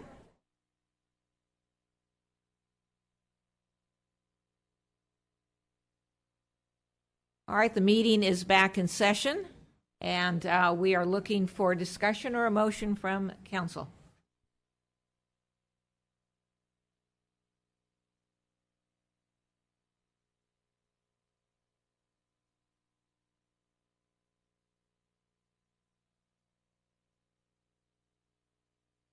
Or we can have a motion to adjourn. Move to adjourn. I'm going to second that. I'm going to ask the town attorney. Can we make that motion? You certainly can at any time. I can't stop a motion to adjourn. And if I would like it to a date certain that we would adjourn to, which is right now scheduled for your September 6th meeting. And so with those parameters, no, not yet. So we have a motion. We don't have a second yet unless I seconded it. Okay, we have a second. And so what we need, though, is a date certain. Move to adjourn to September 6th. I'm going to second that. We have discussion. Vice Mayor? Okay, I'm not going to support it. I am going to throw out a motion. Hesitantly, but we'll do so. Hold on. We have a motion on the floor to continue this to September 6th. Further discussion? Hearing none, all in favor? Aye. Opposed? No. No. Fails 4-1. Ms. Sayak. Okay. I will attempt at a motion. I move to deny the application. And the reasons for denial are the residential component of the Planning Commission's recommendation to the Town Council. And the reason, as I have stated in the past, is there are significant issues that I have with the layout. The units, the residential units are comprised of that. I think if we had an opportunity to move the layout, I think we could spread a little bit of the residential units out, and I think we would have a better comprehensive site plan that we can approve. And I gave the example, for example, units 17 through 24 in I'm looking at the building key plan 1.0, and it's all the residential units that's surrounded by South A Street, as well in the Lark District. I think it's Lark District 2. I look at that layout and I look at existing commercial property on Los Gatos Boulevard. I look at Los Gatos Boulevard and I look at this anomaly of residential that does not make sense to me. And so if I look at the specific plan, I'm looking at the site access that on page 4-2. I'm looking at commercial design guidelines that talk about site plan development on page 3-2. And to go back to this idea that the ability to spread residential units gives better design, the fact of the matter is, and I'm going to stress this because people say I'm not stressing facts, the fact of the matter is the 270 was allocated for inner housing element for all 40 sites. That is a fact. Fact number 2, 13.5 was not designated in this southern district. So the Lark District, this transition district, and the Northern District. That's a fact. That was purposely done so. I can only speak for myself because it provides discretion to the Planning Commission as well as the deciding body of the Town Council. That is how our land use processes work in Los Gatos. When there's ambiguity, we have decision body that makes these determinations. They do it for look and feel, they do it for site layout, they do it for scale, mass, neighborhood harmony. I don't think we should be looking at this project any differently. And that goes to the underlying premise of my motion, is that I'm looking at how we can apply the specific plan uniformly on all projects that will come in the future. This may be the only one, but I hesitate to award a project with the majority of the housing allocation that could disproportionately hurt chances of a better site design in the future. So that is my motion. And let's see if I get a second. All right, we have a motion to deny with explanation. Do we have a second? Mr. Leonardis? I'll second the motion. All right. I thought I heard you keep going, but you haven't. Further discussion?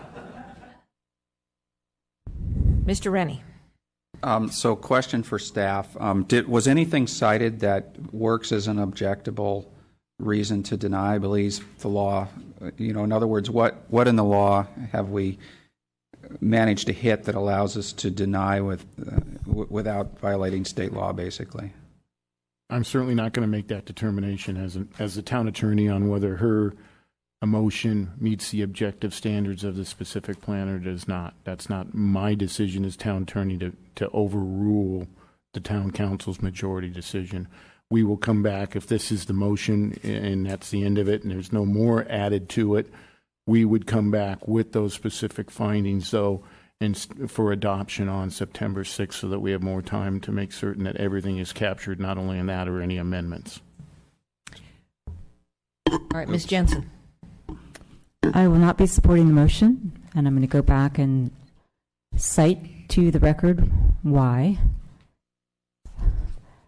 The motion was first made, or I think the primary basis of the motion is that it is to deny based upon the Planning Commission motion regarding the residential component.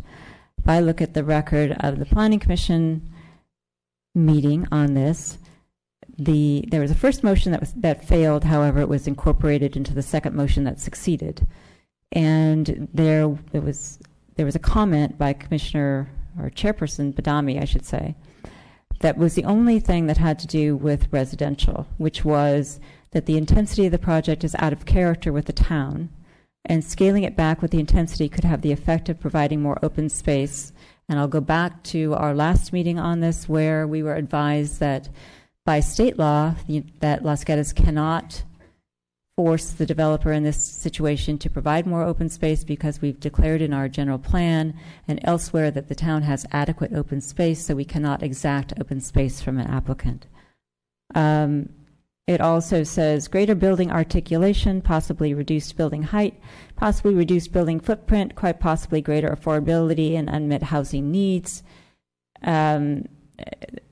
To me, those are changes to the specific plan. The specific plan indicates heights, which this meets.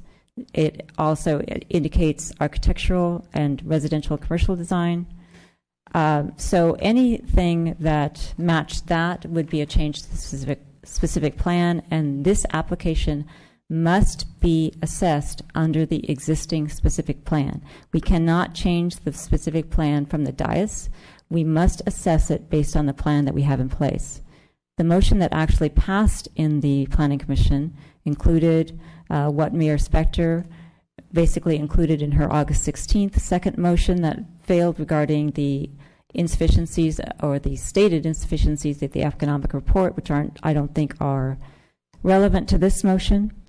But that included, again, with respect to housing, Chairperson Badami commented that the intensity of the housing should be related to the square footage glossary of the specific plan.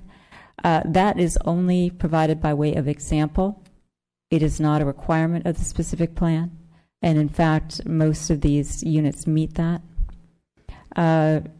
Commissioner Hanson added that she believed that she wanted more, she didn't think that the senior needs cited were met by this.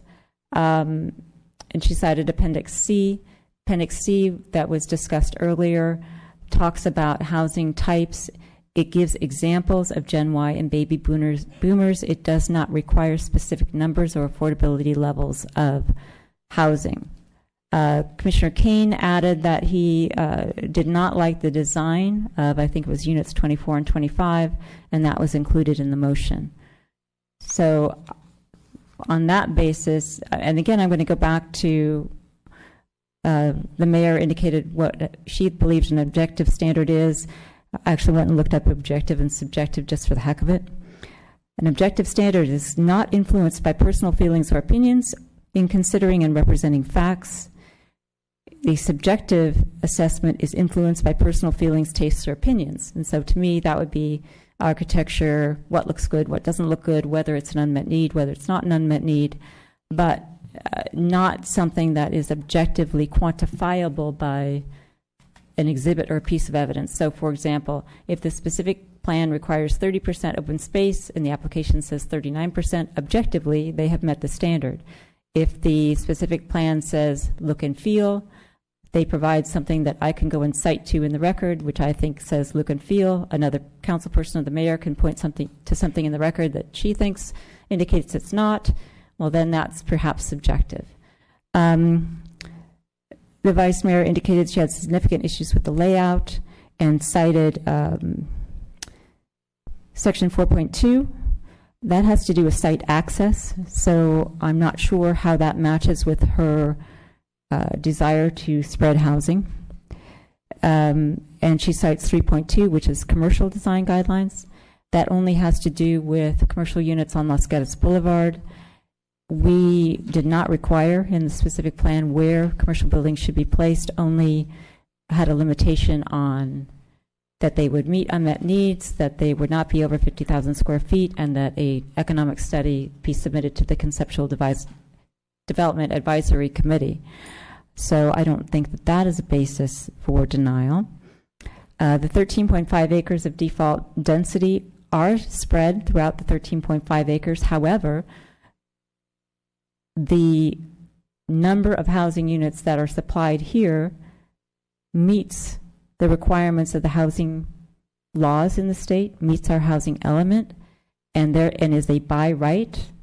So we cannot now assess, just like we can't, I said, with the phasing in 6.2, and I'm not saying that the mayor said, well, it's I forget what you said, the application driven by, the specific plan is why we can't delay it.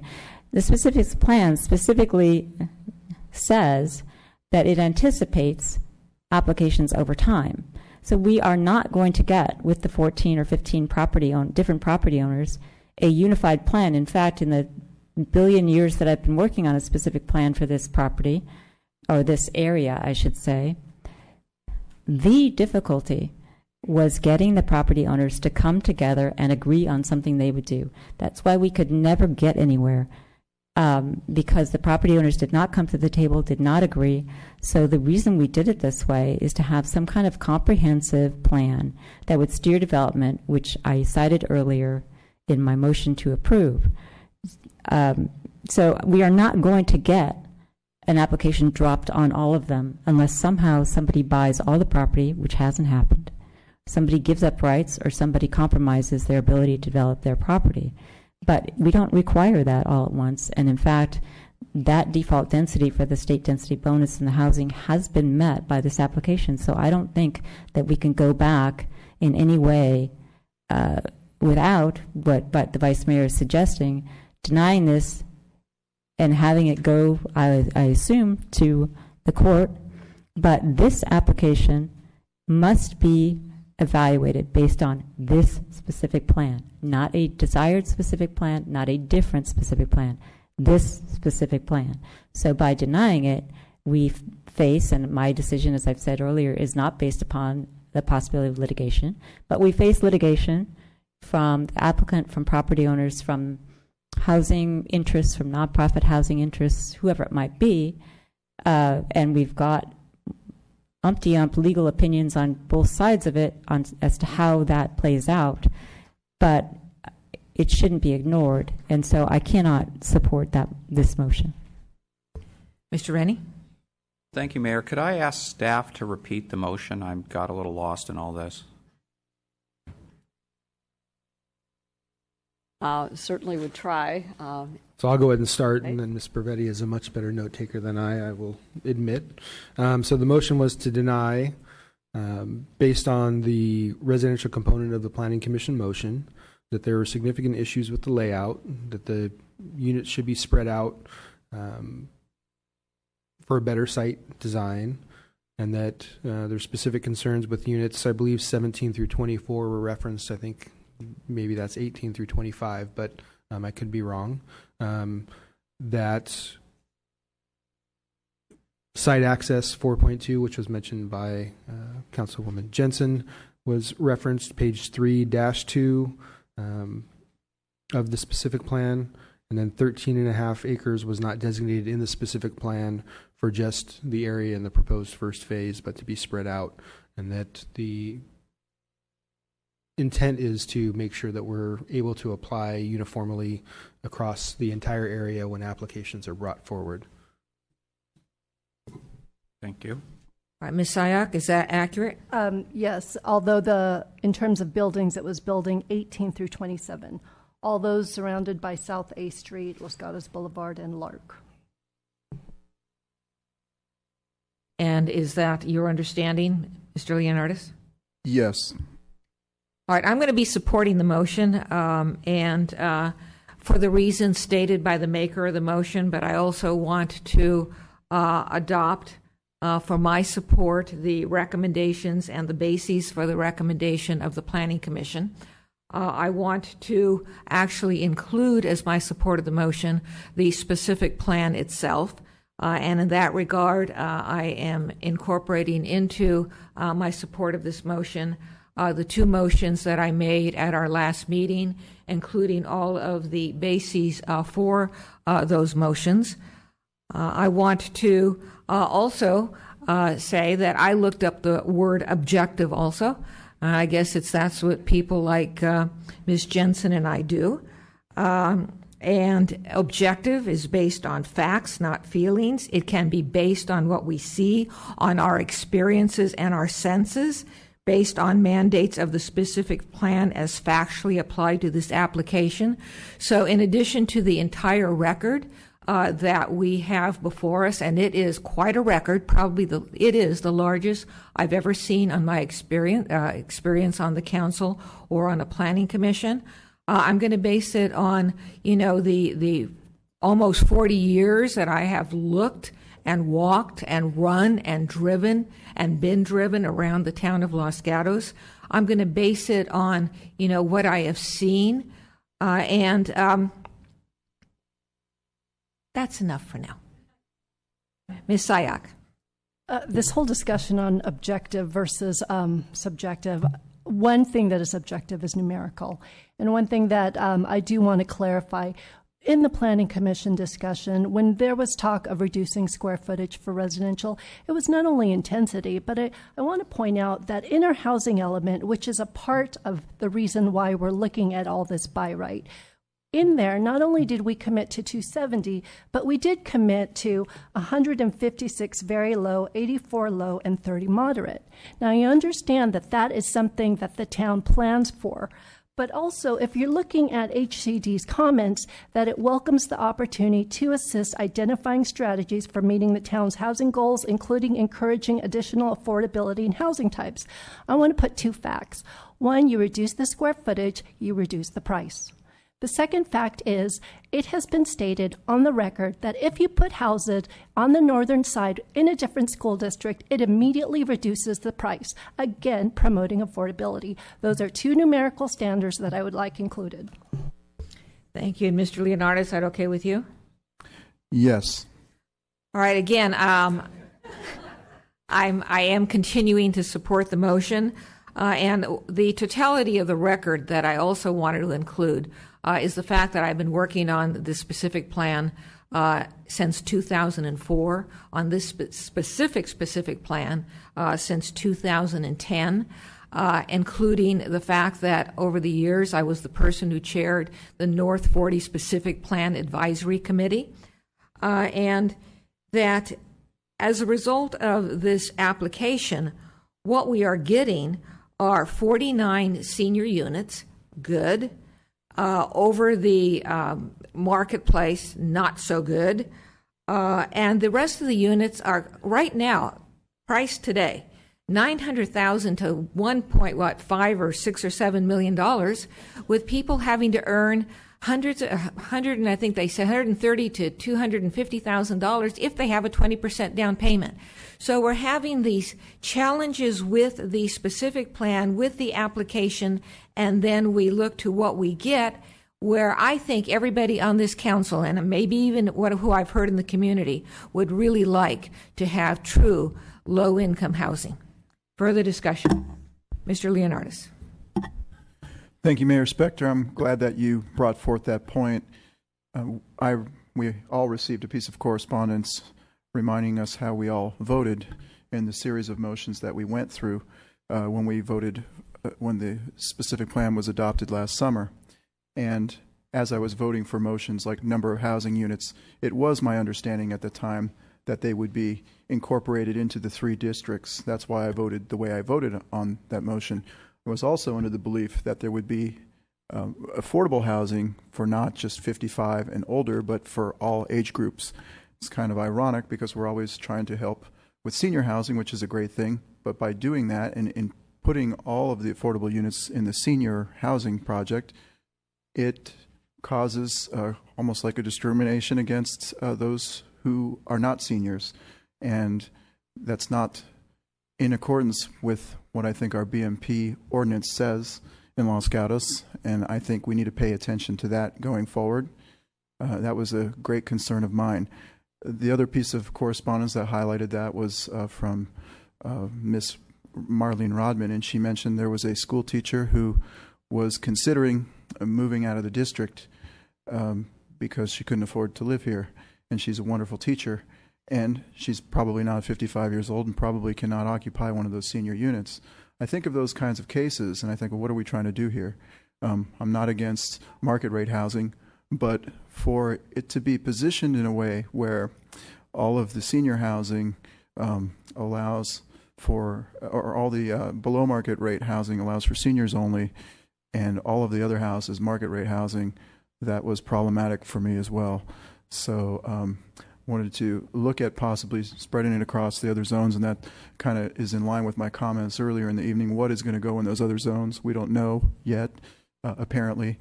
And can we get affordable housing for everybody, as Ms. Sayak stated so eloquently, in all those different price categories in accordance to our housing element? Ms. Jensen. 2 comments and a question through the mayor for the maker of the motion. The first is, since we're including things on the record, the median price in Santa Clara County for a single-family home is about $965,000, I think, something like that. That median means some are above, some are below, but $965,000. Earlier in the year, it was $1 million. Some of you may have read that the way that San Francisco has dealt, well, actually, it's a bill that's gone through the Assembly. It started in San Francisco with Mark Leno, who's the assemblyman from San Francisco, which it's gone through the Assembly and the Senate, may become law in the state of California, that affordable housing for teachers can be placed on school property without discretion from local jurisdictions on the nature and type of that housing. So there's one way to address teacher housing. That's out there. The question that I was going, and then since the mayor is indicating her history, I've been working on this since who knows when. As a member of the General Plan Committee, the original specific plan that was rejected by the council in 1999. Then again on the general plan, on the North 40 Advisory Committee, on the Housing Element Advisory Committee, on the Conceptual Development Advisory Committee, on the Planning Commission, and on the Town Council forever. My question for Ms. Sayak through the mayor is, the mayor included in her support for the motion specifically the Planning Commission part of the motion that was tied to the economics, and cited her motions from August 16th, which also was tied to economics. I heard Ms. Sayak make her motion based upon the residential component of the Planning Commission only. And so I want to find out if that's what was intended.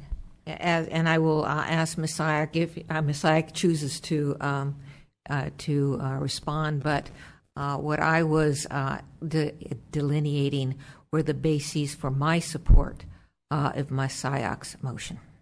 Ms. Sayak?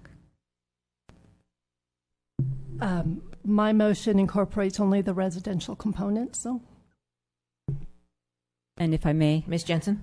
And if I may incorporate to my opposition of the motion all of the record and cites to the specific plan that I made in my original motion for approval. Further discussion. Mr. Rennie. Thank you, Mayor Spector. I know that I've heard actually both the lawyers on the council say that that we're not supposed to be making decisions based on lawsuits, and I know I'm not a lawyer and much less experienced, but I do worry a lot about the lawsuit. I've thought about denying it, and then we going through what could end up being $2-3 million lawsuit, and to me, I feel like I'm being irresponsible to knowingly go that way. From my understanding of where we're supposed to be making decisions are, again, on what is, we kept talking about what's objective versus what's subjective. When I look at the letter from, again, the policy manager from HCD, they say that this by right design, it says design review is allowed under the statute by right. Decision making must follow development standards that are objective, fixed, predictable, clear, quantifiable, written, and warrant little to no judgment, and should be applied in a manner that affirmatively facilitates development. I don't find objective reasons for denying it, so that to me means we're definitely in a lawsuit that we don't have very many legs to stand on. There's a bill now on the governor's desk to sign AB 2584, which even strengthens this Housing Accountability Act further. That allows, it makes it easier for anybody to sue. The developer doesn't have to sue. It can be any housing advocacy group, building associations, renters association, apartment association. So to me, it seems like we definitely have a lawsuit. So that worries me. I feel irresponsible to take us that way. Then if I back up and say, well, okay, let's objectively think about whether I agree with the motion or not. And what I'm hearing is, we specifically said we didn't, I think the motion was specifically, they didn't like the way it's laid out, but I also heard what we really want to do, and I think we should deny a project based on what we really want. What I heard was we want to move houses into the Northern District, and I heard the mention of them getting cheaper moving over the school district line. And again, I talked about values last time, and protecting the schools is high on my value list. And I know that the superintendent of body has told us in the past that houses that get moved over the line, those students will petition to come into her district. She'll say, sorry, I'm full, and then she'll get overruled every time. So to me, that means these students move into the district, or they will go to her district anyway, so she's got to pay for them, but now she doesn't get the extra money that the developer has agreed to pay, $23,000 per market rate unit. She doesn't get the property tax because now they're actually sitting in another school district, even though the kids are coming into ours, and they don't get the regular SB 50 portion of the payout. So to me, that seems like it's hurting our school district. So I generally am very worried about that whole idea of moving units over the line because of the effect it would have on the school district. And I know if they brought that project, SB 50 prevents me from actually denying a project where they're over the line, but SB 50 doesn't prevent me from going against a denial of a project, basically. And when I read through the specific plan policies, they talk about, it really talks about the housing is supposed to be in the Lark District, and we put, this application puts the housing in the Lark District. If I can quote a couple of these items, in 2.32, titled the Transition District in the specific plan, it says the Transition District is a buffer between primarily residential Lark District and active retail entertainment of the Northern District. And then in 2.3.3, titled Northern District, it says it's best suited for day to evening entertainment that offers shopping and restaurants. And then in 2.4, it talks about permitted land uses. Again, it talks about the transition district being a buffer between the primarily residential uses in the southern portion of the specific plan and entertainment, restaurant, and shopping uses envisioned in the northern portion of it. So it doesn't sound to me like the reason we're denied and what the result we want fits within the specific plan. So I'm not apt to support this motion. Thank you. For the discussion. Ms. Sayak. A couple things I want to clarify. The reason why I point to the layout 18 through 27 is it's an example of how, if you were not limited to 20, in my opinion, you could have a better layout. I gave the commercial aspect of looking at Los Gatos Boulevard. For the site access, I'm looking at 4.2, and it's saying that there could also be a fourth access point off of Los Gatos Boulevard. And I know there's a lot of traffic engineering aspects that still have to be looked at. But if you place a whole bunch of housing there, then you immediately cut off whatever access you have. We heard significant issues about traffic. It just seems like if you provide another access point, does that help alleviate it? These are the types of questions I wish we had the opportunity to go back and forth on. Unfortunately, we don't. But these are the types of things that I'm looking at as I look at the layout. And yes, you know what? If you keep Area E, you still keep primarily a lot of the residential in the Lark District. But you also have a design that, in my mind, is more in keeping of what the seamless weaving of Los Gatos is. Los Gatos Boulevard is commercial. You have residential behind it. You will still be able to provide 20 units per acre on that portion, but all of a sudden you have a little bit more creativity to look at what economic opportunities you can do along Los Gatos Boulevard. You have another opportunity to look at a traffic option, and you have another opportunity just to look at a layout that is something that at least the Planning Commission and the Council could say that is something that we believe is what satisfies our vision of the specific plan. Now, you know, one of the things we've said in the past, everybody has an opinion.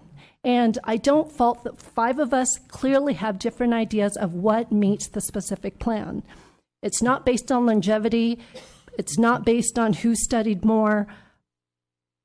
In the end, the decision that's made, I will respect it. We each have our 5 individual decisions, and I know that whatever decision is made within a couple of seconds, we each individually are doing it because we truly believe whether or not this project satisfies the specific plan that we adopted last year. Further discussion. Ms. Jensen. Just 2 comments for the record, sorry. The first is that if the site access were changed to include another site, and again, I'm just doing this for the record, that could potentially require a new EIR, which would subject the town to costs for that, studies for that, time for that, lawsuits for that. Perhaps it's legally acceptable, perhaps it's not, but that's a consequence that I want to put on the record. The other one is just with respect to the housing and if we move it. And that assumes that the town council can cause a property owner, which we know very well we can't do based on our experience in Planning Commission and here, cause a property owner to come to us with exactly what we want in exactly the way we want it at exactly the time we want. So we say, we would like to move the housing to the Northern District. That assumes that the people that own the property on the Northern District are going to come in and say, great, we're going to build X amount of houses exactly the way you want on that. That's, I think, not a good assumption. So we have to bear in mind that there are applicants that come forward that own the property that make an application, just like somebody who in the Almond Grove has a vacant lot would come forward to make an application to build their house. We don't tell that person in advance, we want 10 affordable units there, and they say, fine, great, we're coming in with that. So we have to keep in mind that we cannot mandate ultimately what the application is. And so with respect to the state law on housing, we have to evaluate, are we putting a detriment to development of housing? Are we turning down housing that meets what's in our housing element? We have to evaluate that. So I just want to have that be considered and be on the record. Mr. Rennie. Thank you, Mayor Spector. I just wanted to add one thing. My position hasn't really changed from the last meeting where I talked about, again, I think that this is not going to pass a lawsuit, which means we end up with an approval of what's there. And in the past, I've not voted for a straight approval because I think there's changes that we can make to make this a better project that fit within. It's got to fit within a certain box, and those are the kinds of things that I was trying to do. And I thought we could even take a risk by denying the 2 houses on Los Gatos Boulevard, and the developer may not find it worth a lawsuit to go that direction. But so again, my real problem with this is I could be wrong, but I'm quite sure that we're going to end up with exactly what's approved without any chance to change it. So that's another one of my concerns on voting for this motion. Thank you. Thank you. Further discussion, Mr. Leonardis. Thank you, Mayor Spector. Again, the specific plan was adopted last summer. Since that time, we had significant community feedback. I mean, the story polls went up. The public had their chance to weigh in. Things don't always come out the other end exactly as they go in. I realized at that point in time I voted no on the specific plan. That was kind of a leverage point for us. I felt if we spent a little bit more time at that point in time, there could have been perhaps some of these issues ironed out and this would not be so painful up here. By the way, I do want to thank the council this evening because we do have a diversity of opinions, and I respect every one of us up here for their opinions and what they believe. But I think what the community is looking for, we got to look out for the community first. They want the best result for their community. And I know that sounds kind of counter argument to development by right and lawsuit this and all those kinds of things. But I don't see why we can't all work together and come up with a result that works for everybody. I mean, why do we have to talk about lawsuits? Why is it one of extreme or the other? Yes, we've been through a process. Yes, the process has taken a long time. But what's with spending a little bit more time and getting it right so people are happy? Because no matter what, if the public does not support what you're doing, is shoving it down their throat the right thing? Is shoving it down the council's throat the right thing?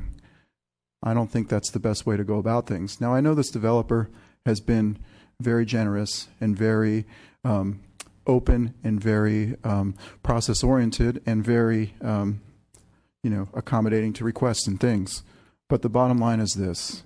It still, to me, didn't meet all the needs that the public has brought forth. It didn't meet the needs of our own below-market price program, in my opinion. It leaves several unanswered questions about what will happen on the future phases for me. I'm not comfortable with the road going northbound on Los Gatos Boulevard between Lark and Samaritan Drive. I don't like the fact that at Charter Oaks, it's a very dangerous intersection. There should be a keep clear put there. There's a lot of little things. Not too stoked for the Market Hall concept. Maybe that could be a Trader Joe's or something. But these are things that perhaps with more vetting, a little more vetting, we can find some compromises and make this a positive experience for everybody, as opposed, or at least more people get the support of more of the public, probably not please everybody, as opposed to the council being pushed up against a wall and having this project go down hard, I should say. Well, I agree with a lot of what Mr. Leonardis said. I do think this could work out. I agree that the developers have been gracious over all of these years, but for the reasons that I previously stated and reiterated, this is not the project tonight as it stands. Further discussion? Seeing none, I'm going to do this by show of hands since every time I do it by voice, I have to change it. So we have Ms. Sayak's motion to deny. All in favor, raise your hand. Mr. Leonardis, Ms. Sayak, Mayor, opposed? Ms. Jensen, Mr. Rennie, the motion passes 3-2. Before I adjourn the meeting, We will be getting, I understand, a resolution or resolutions, I don't know, on September 6th. That is correct. All right, anything else you need, Ms. Pravetti? No, thank you. All right, meeting's adjourned.